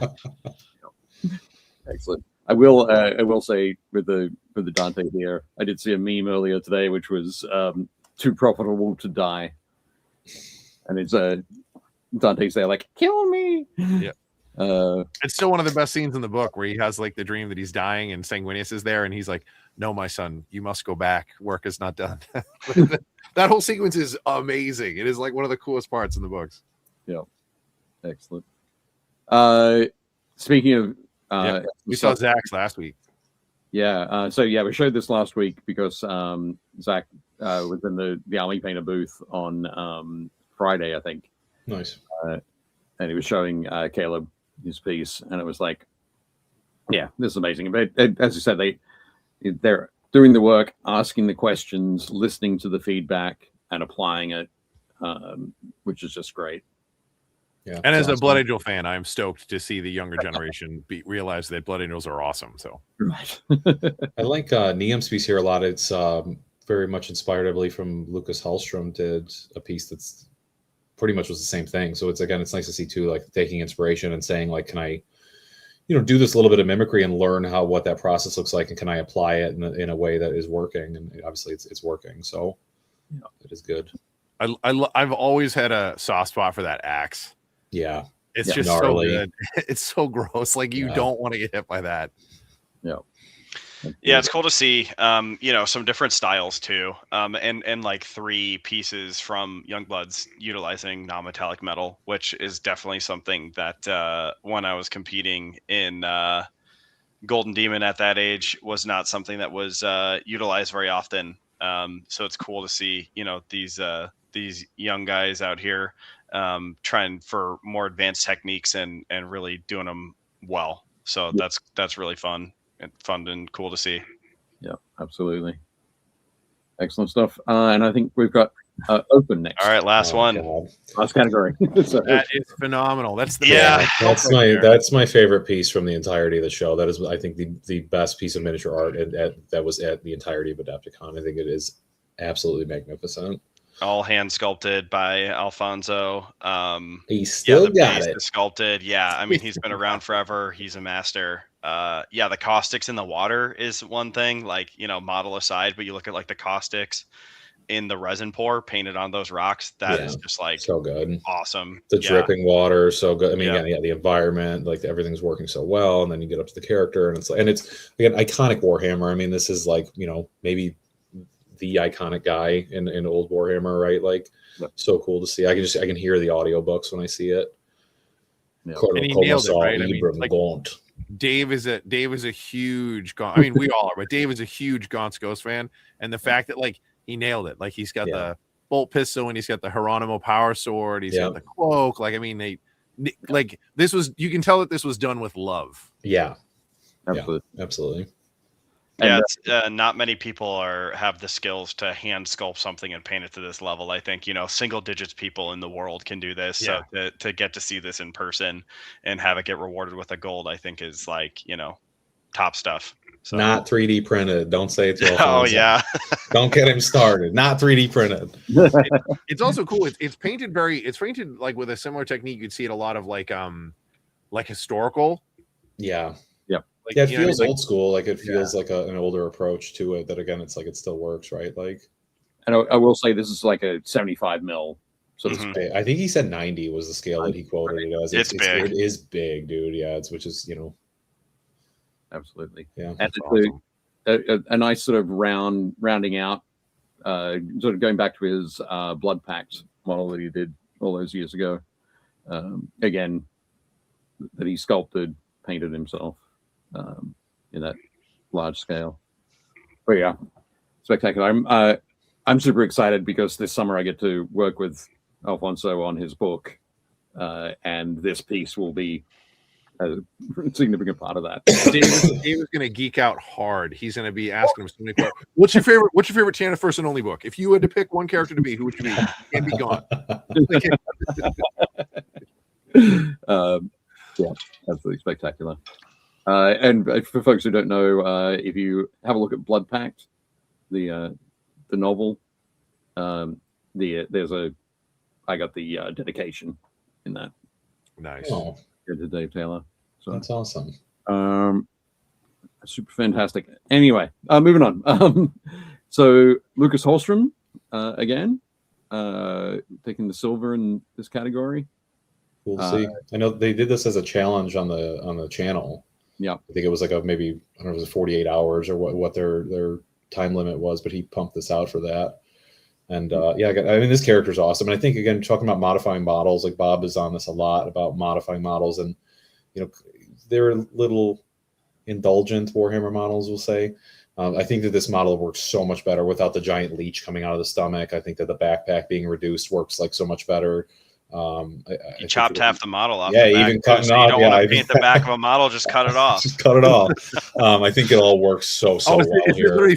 Yeah, it's like a cutaway back. It's smooth in the back. Yeah, it's smooth with the plinth. Yeah. So, but no, it's really nice. Obviously, like that tonal shift where you go like from the purple on the bottom of the belly all the way up to this like orangish hue to like a green at the very top is like really, really cool. I think that's like that's a fun that's like a triad as well, like that yellow, orange, green, and then purple is like a color triad. So to see that applied over the skin and then kind of over the whole piece is really tastefully done there. Like the movement is so apparent too. Like you can feel him like swaying as that slug is like slurping along the ground. It's super cool. Yeah.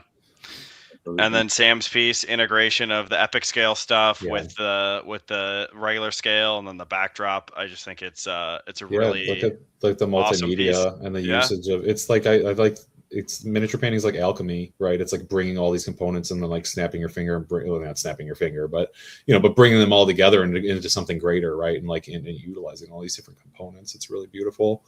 Yeah, I think it's awesome. Absolutely. Gorgeous stuff. Fantastic. So there we go. That's all the categories. It took us a little bit longer than I thought it might, but I think we've got there's some great conversation through there.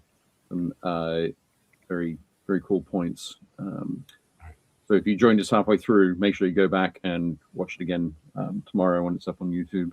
Do you want to save the community stuff for next week so it's not going up head to head against Golden Demon winning stuff, or? That's a possibility, but I mean, it's all fantastic stuff. I was saying, like said to somebody earlier today, everything that we create has value. 100%. Does all sorts of different things. But what we will do is I will skip through the close-up details there. Dang. David Aroba's piece. So definitely go to the Warhammer community site and check those out. I think there's a focus on, as you said, there's like a 360 spinner and more photos to check out there. Yeah, you got a critter in here too. You got a teddy bear going on. Teddy bear. A little different, yeah. Yeah. So one of the things that I wanted to have Kyle and Bob talk about as well is the difference of Adepticon having, rather than just being a single painting competition at the show, like there might have been at like for Capital Palette or for SMC or Monty, where it's just that single competition.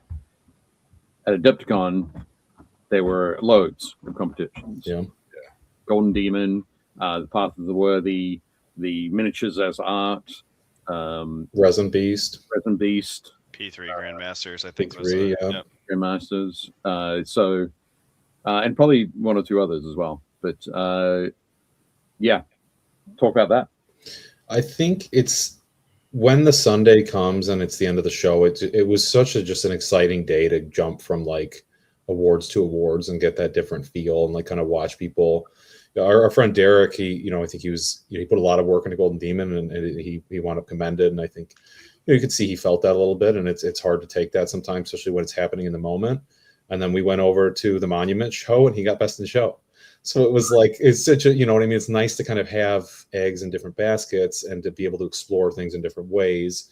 I really like painting the Crisis Protocol stuff because you can be really obnoxious with your colors and you can be really obnoxious with your scenes because it's superhero stuff, right? Like you can really be punchy and forward in a way that I think maybe, again, like one of the main critiques that I got on my Lord of the Rings piece was that I painted him like a superhero and not like a knight. So, this is a consideration that they are taking in with Golden Demon is maybe kind of the feel. And I think, you probably would have the same thing with the Worthy, but it's nice to just have those options. And then Monument, of course, being just completely open and this absolute celebration of everybody's work, not about the technical quality or anything like that, but just how does it make you feel anything, or like what does it evoke in the judges?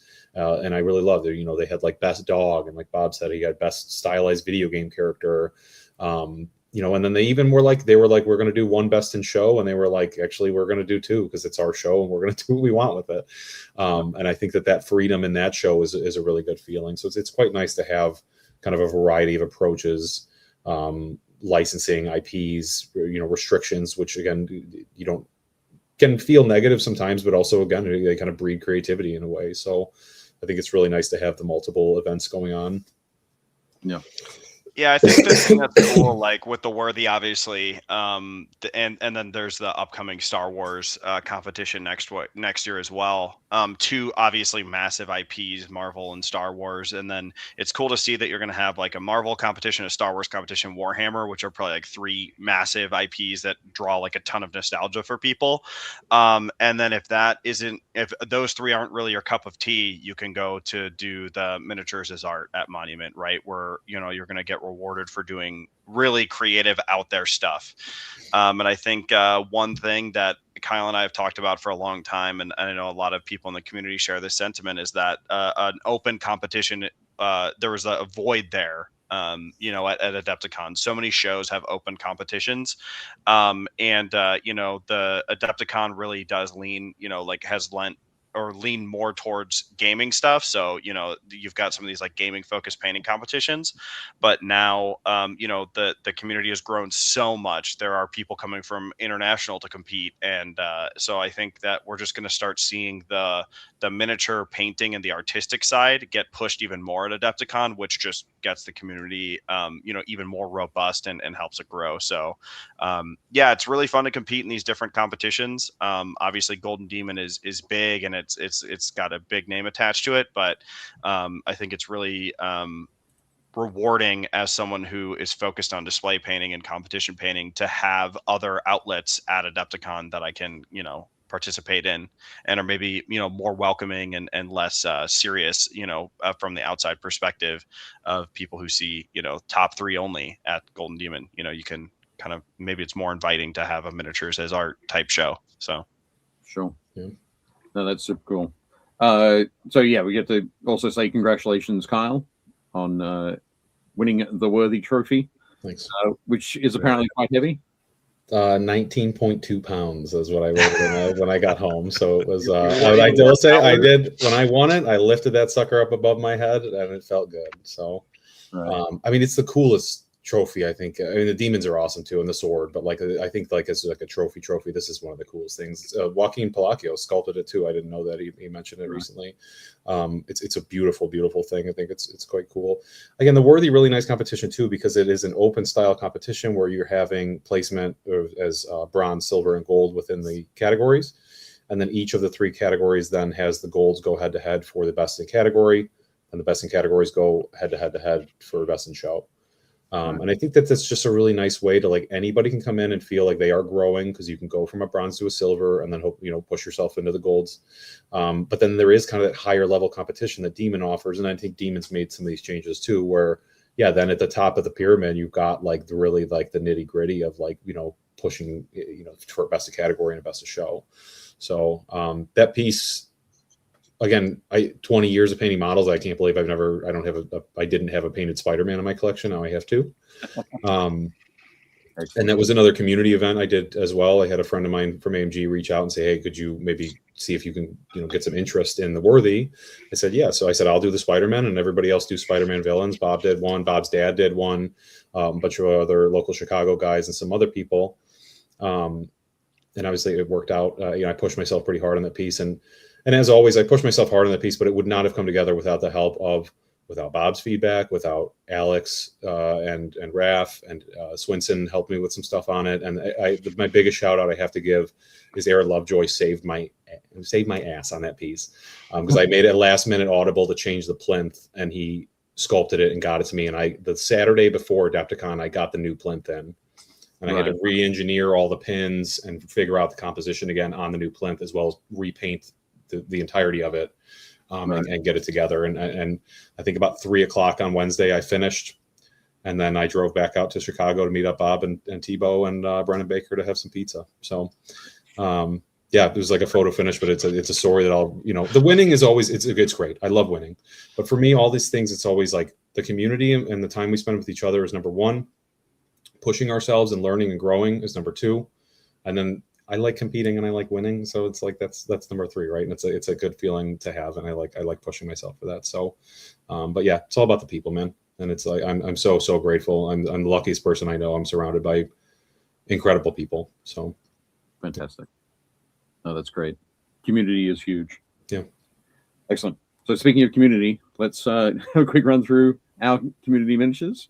and we'll get everybody can go home. Here we go.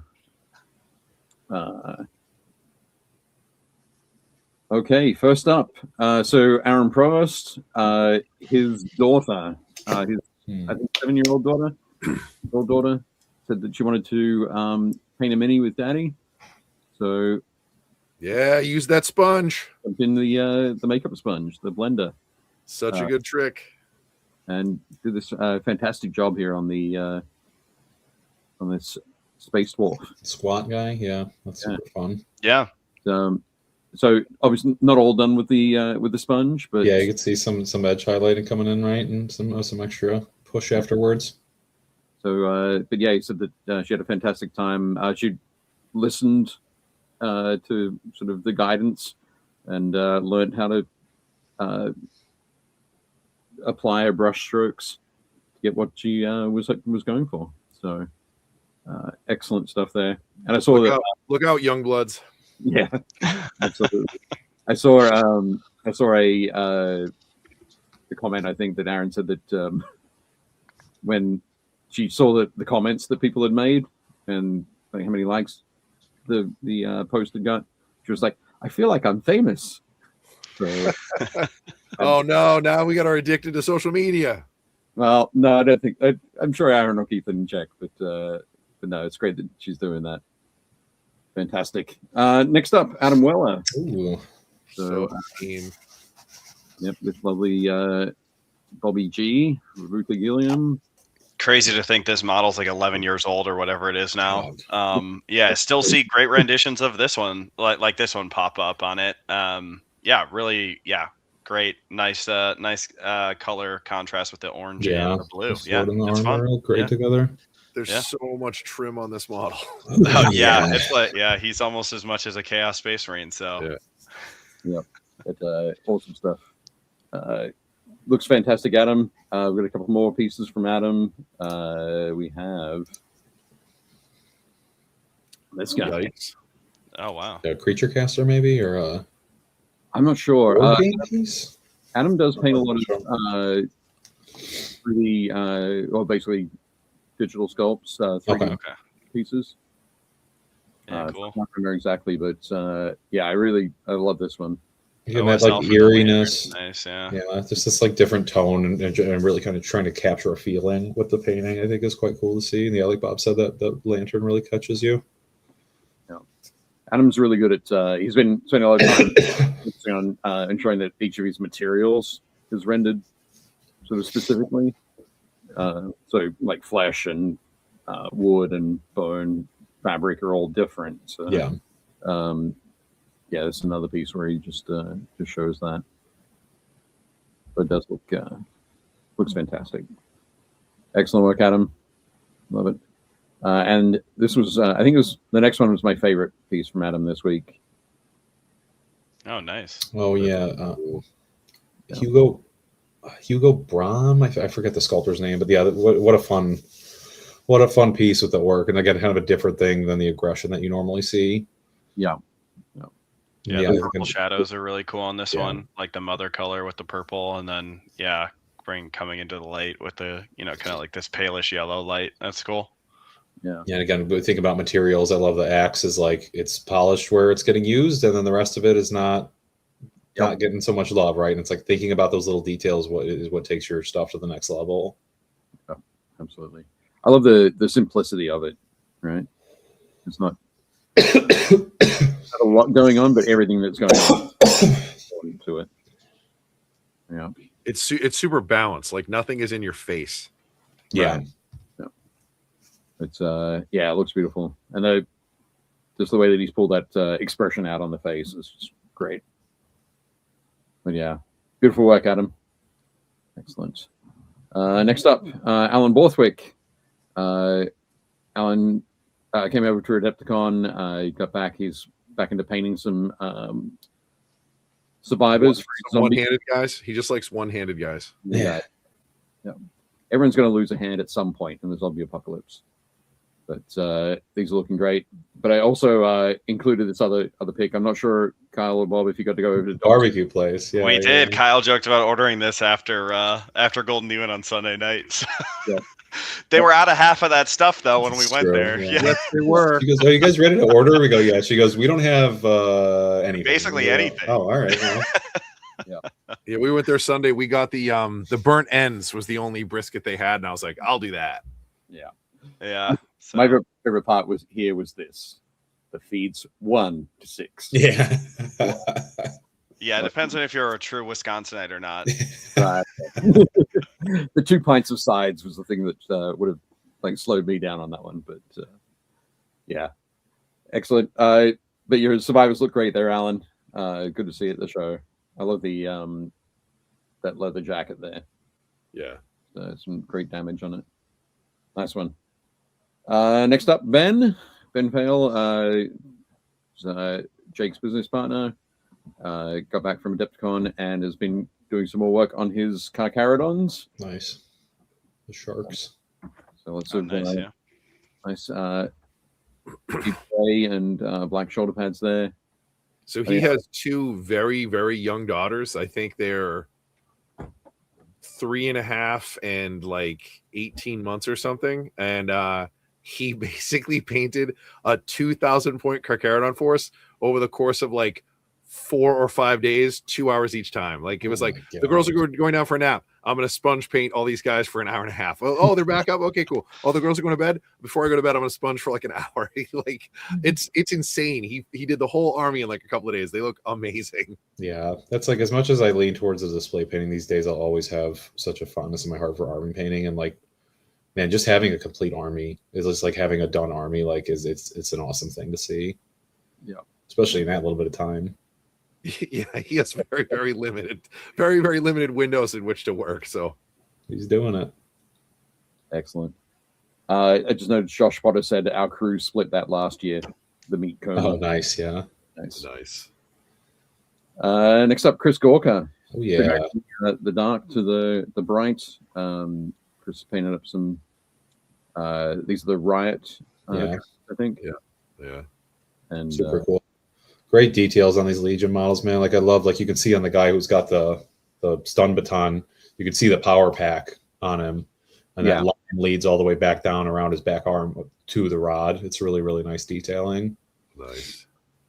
Yeah, nicely painted. Cool to see. Like, you know, the Stormtrooper is white and black predominantly, but then you got this blue detail popping out and this orange one on the shoulder pad. Very fun. Yeah. Yeah, looking really good. There's I think Chris has got the whole squad up on the Facebook page, so BuildPaintPlay community, and check those out. I really like even the super subtle, like almost like window lines on the shield. There's like just a couple of them, just to give the shield, the flat space, a little bit of texture. It's cool. Around here, a little bit down. Our good friend Raphael has joined the chat. He's only a little bit late, but he's here. We just want to point that out. If we had done a normal show, he would have missed it. We would have missed it, Raph. So yeah, nice and long. Keep moving along. Excellent work there, Chris. Next up, Clive Mills. Nice. That's a cool That's model. a cool model. Yeah. A very cool angel. Succubus or something. Yeah. I would say fallen angel. Let's go with that. Yeah. Sure. Nice job enhancing that motion with the base, just putting her on that little angle upwards. Yeah. So very much like pushes that motion. Yeah, exactly. You feel that sort of about to swoop backwards. It's like Zaba's piece, right? It's like he was utilizing these angles and the motion of the model with in tandem with the base. Yeah, excellent. Nice work there, Clive. Very cool. Dave says interesting mix of colors. Yeah, throwing the green in there with the red and purple. No, nice stuff. Next up, Clive got the Golden Demon memo. He's like purple, and I got to put green in there. I got it. Okay. Speaking of Dave Hummel, so Scratch built Tabaros, dig it. Yep, Tabaros the red way. Yeah, I've been wondering when somebody's going to do this with this because these guys they're just hulking. They're just huge. Dude, I've seen so many versions and they are phenomenal. Like this model is dope. Yep, looking fantastic there, Dave. I know that you're excited to getting put together. I think Dave said he's hoping that he'll be able to send this off to Chris Corker to paint. Oh, Chris will kill it. For sure. Excellent. Stephen Ryder's joined us, Tabletop Super Show. Hey, everyone, better late than never, for sure. Excellent. Dave Powell's. So we showed pictures of Dave's Battle at the Farm game from AdeptiCon. Dave sent through this one, this little stand-up flyer there. Yeah, it was a ton of fun. Like the models look great. Like I did the Crimson Fist for this, and Dave did all the orcs, and everything was upscaled a little bit. So it was a ton and those buildings, the buildings are phenomenal. It literally took me back. I was like, these look great. Love the silo. Yeah. Yep. So they were all sculpted by our buddy Mark Rayleigh, Morks Miniatures. You find him on Instagram. A couple of old school Golden Demon names there. So Yeah, Dave Powell's, Mark Rayleigh, for sure. yeah, I met those guys back in the day. So Awesome. Next up, Dave Taylor. There we go. I've heard of that guy. Yeah. hey, we saw these. Still doing it. I showed this guy earlier, so we'll skip on past it. And after last week's show, on the Wednesday after last week's show, I went and played a game of Old World. My gaming group's doing a slow grow escalation league. So this is the 750 points. You can get a lot of Cathayan archers for that. They're only 4 points apiece. So I outnumbered the Skaven army that I was facing. Wow. Oh wow. Yeah. It's in it. Dave, did you win this game? I did in the end, yeah. I'm impressed because you had your archers out front, which is usually not where they get deployed. But That's how you play them in I was Total going to War. say, though. and then you charge. In through Total them, War, yeah. that's how you you have them in front, and then you retreat them when they try to charge in. Well, I'm not sure if you can see it over here, but here's 5 of my archers. Oh yeah, they look pretty. Fighting a solid hero over there? Yeah. Yeah, so I charged into the unit of giant rats Nice. to take them out. And this unit of giant rats here is attacking my archers, who are attacking the flank of this clan rat unit. Just chaos. my God. Just chaos ensuing. No They go, movement "Response to your trades. charge, Dave. I What are you charge." doing?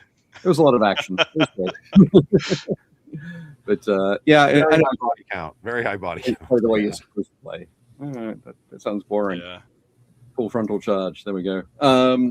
Next up, so Glenn Robinson, friend of mine. Classic.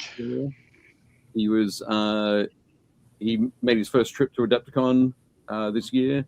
Absolutely loved it. He's over in the UK now, doing an old world sort of escalation league with some friends, and he's working on his gobos. I like his terrain too. Isn't that the Griffin from the War? Oh, Vulture or that whatever? is, yeah, for sure. Volkmar the Grim, is that? Yeah, exactly. Who doesn't love the old Doom Diver though? That thing Man, is, Oh, so what cool. a classic model! Awesome. So cool. Yeah, Absolutely. so But fun. yeah, I think Glenn's going to be back at AdeptiCon next year and probably trying to play 4 days of Warhammer Old World, Nice. which would be great. Awesome. Next up, Gonzo. So this is a model from Warcrow. yeah. By Corvus Belly. So he's been having a lot of fun with that. I get a whole pile of Warcrow stuff I got to get through. But here I like there's the blue orange and the purple yellow sort of contrast going Yep. on. That's a fun model. It's nice. I like that chest Yeah, plate a lot. the factions in that game are really cool. No, definitely cool stuff there, Gonzo. Nice one. Next up, Josh Potter. So Josh painted up these. I think he said they were not crons. Yeah, those are like third party scarabs. Yeah. Just as we lost Jeff, Josh also lost another friend, Ron. And these were the last models that Ron had sent to Josh to paint up. So he painted them up and entered them in the miniatures as art competition at the Monument booth. So They're super cool. Like the directional the lighting he used, like rubric. off the arc lightning, is really cool. just the I love it. The color on the I guess the stone, the crystal. Yeah, I like this. I like that like rubric thing. It's got that freaky Necron feel. Yeah. It's very Tron. I'd say I like they kind of more like a Transformers or like an 80s feel out of these designs. I like it quite a bit. Yeah, It's cool. less rounded surfaces. Yeah. Sharp edges, more sharp edges. Yeah, nice one, Josh. Great tribute to Ron. Nice one. Next up, Luis. Luis is painting his Deliverers. He was really bummed out about his camera. Like he's like, they don't look this like magenta. He's like, they really look red, but his camera for some reason keeps like making them look super pinky. Yeah, but I think we can see what the red is looking like here. Yeah. So I think once he's got them all done, he'll be able to find the right place, the right location, the right angle to get that. Is this for the scouring? Is that what it is? It like a first founding thing? I'm wondering.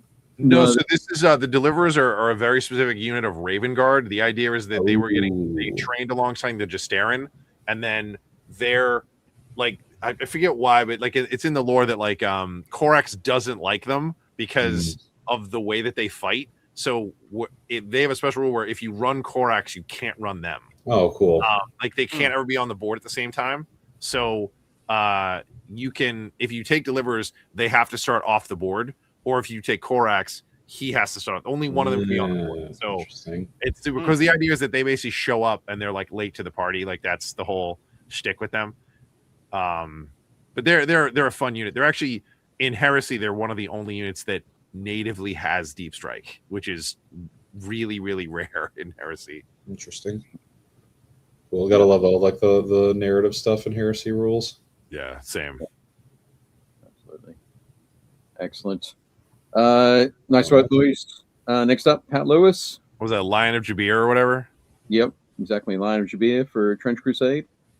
Looks like something out of Berserk. It's got kind of that vibe. He is weird. Yeah, freaky little dude. I love the sort of the yellow tone Pat's put in the skin. Yeah, with the glowing red eyes is cool, and then the glowing red on the brands. That's a nice touch. Yeah, absolutely. But I was going to say the sort of the olive green that he's got as the undertone for that skin is it's great too. But yeah, looking very cool. Nice work, Pat. Come along.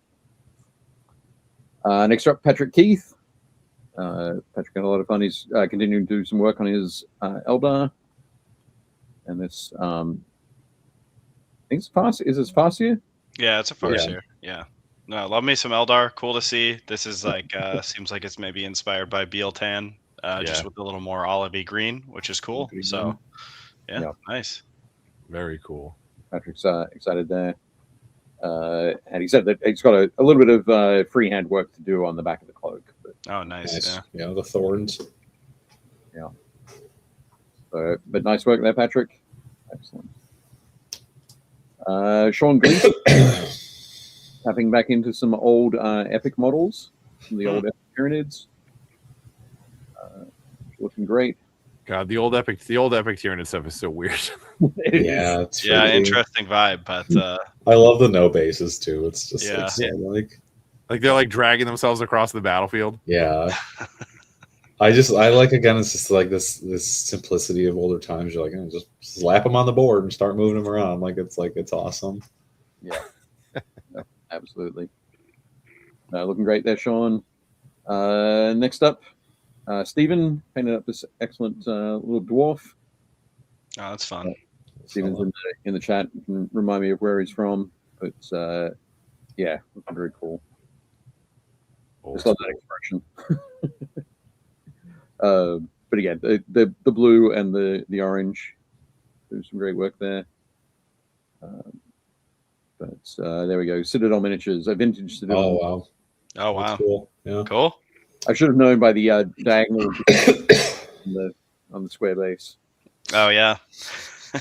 Good. It's got a tab under there for into that slaughter base. But looking great. And then the other model that Stephen submitted this week. Nice. Incredibly huge. This is a metal miniature. I think Stephen said in his post that it was just under £1. Oh wow! It's hefty boy. Love the fur. Yeah. Love the fur. And Yeah, the like arm I said, especially is really all kind of of getting those some models. expression on there. You can see that that scale against it. Yeah, there we go. Yeah. Massive Reaper miniatures model. But I'm pretty sure nobody makes miniatures that weigh a pound anymore. They only make trophies that are 20 pounds. Yeah, putting all the weight there. Yeah. There we go. Oh, there we go. a Jason Weedy sculpt from the turn of the century. Just make us feel old. Yeah, 100%.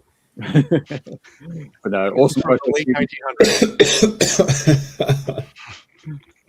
Awesome work there. So I think that is it for our community miniatures for this week. Next week, we are going to be chatting with Sean Sutter. We'll be talking about relics. Nice. We had Sean on about 2 years ago, but we're going to have him on to talk about plastic miniatures and the process for creating plastic miniatures, going through the tooling process, all that sort of fun. So it's going to be great to chat about that and his plastic war pigs. So yeah, Ben picked up some of the war pigs, so I grabbed him myself.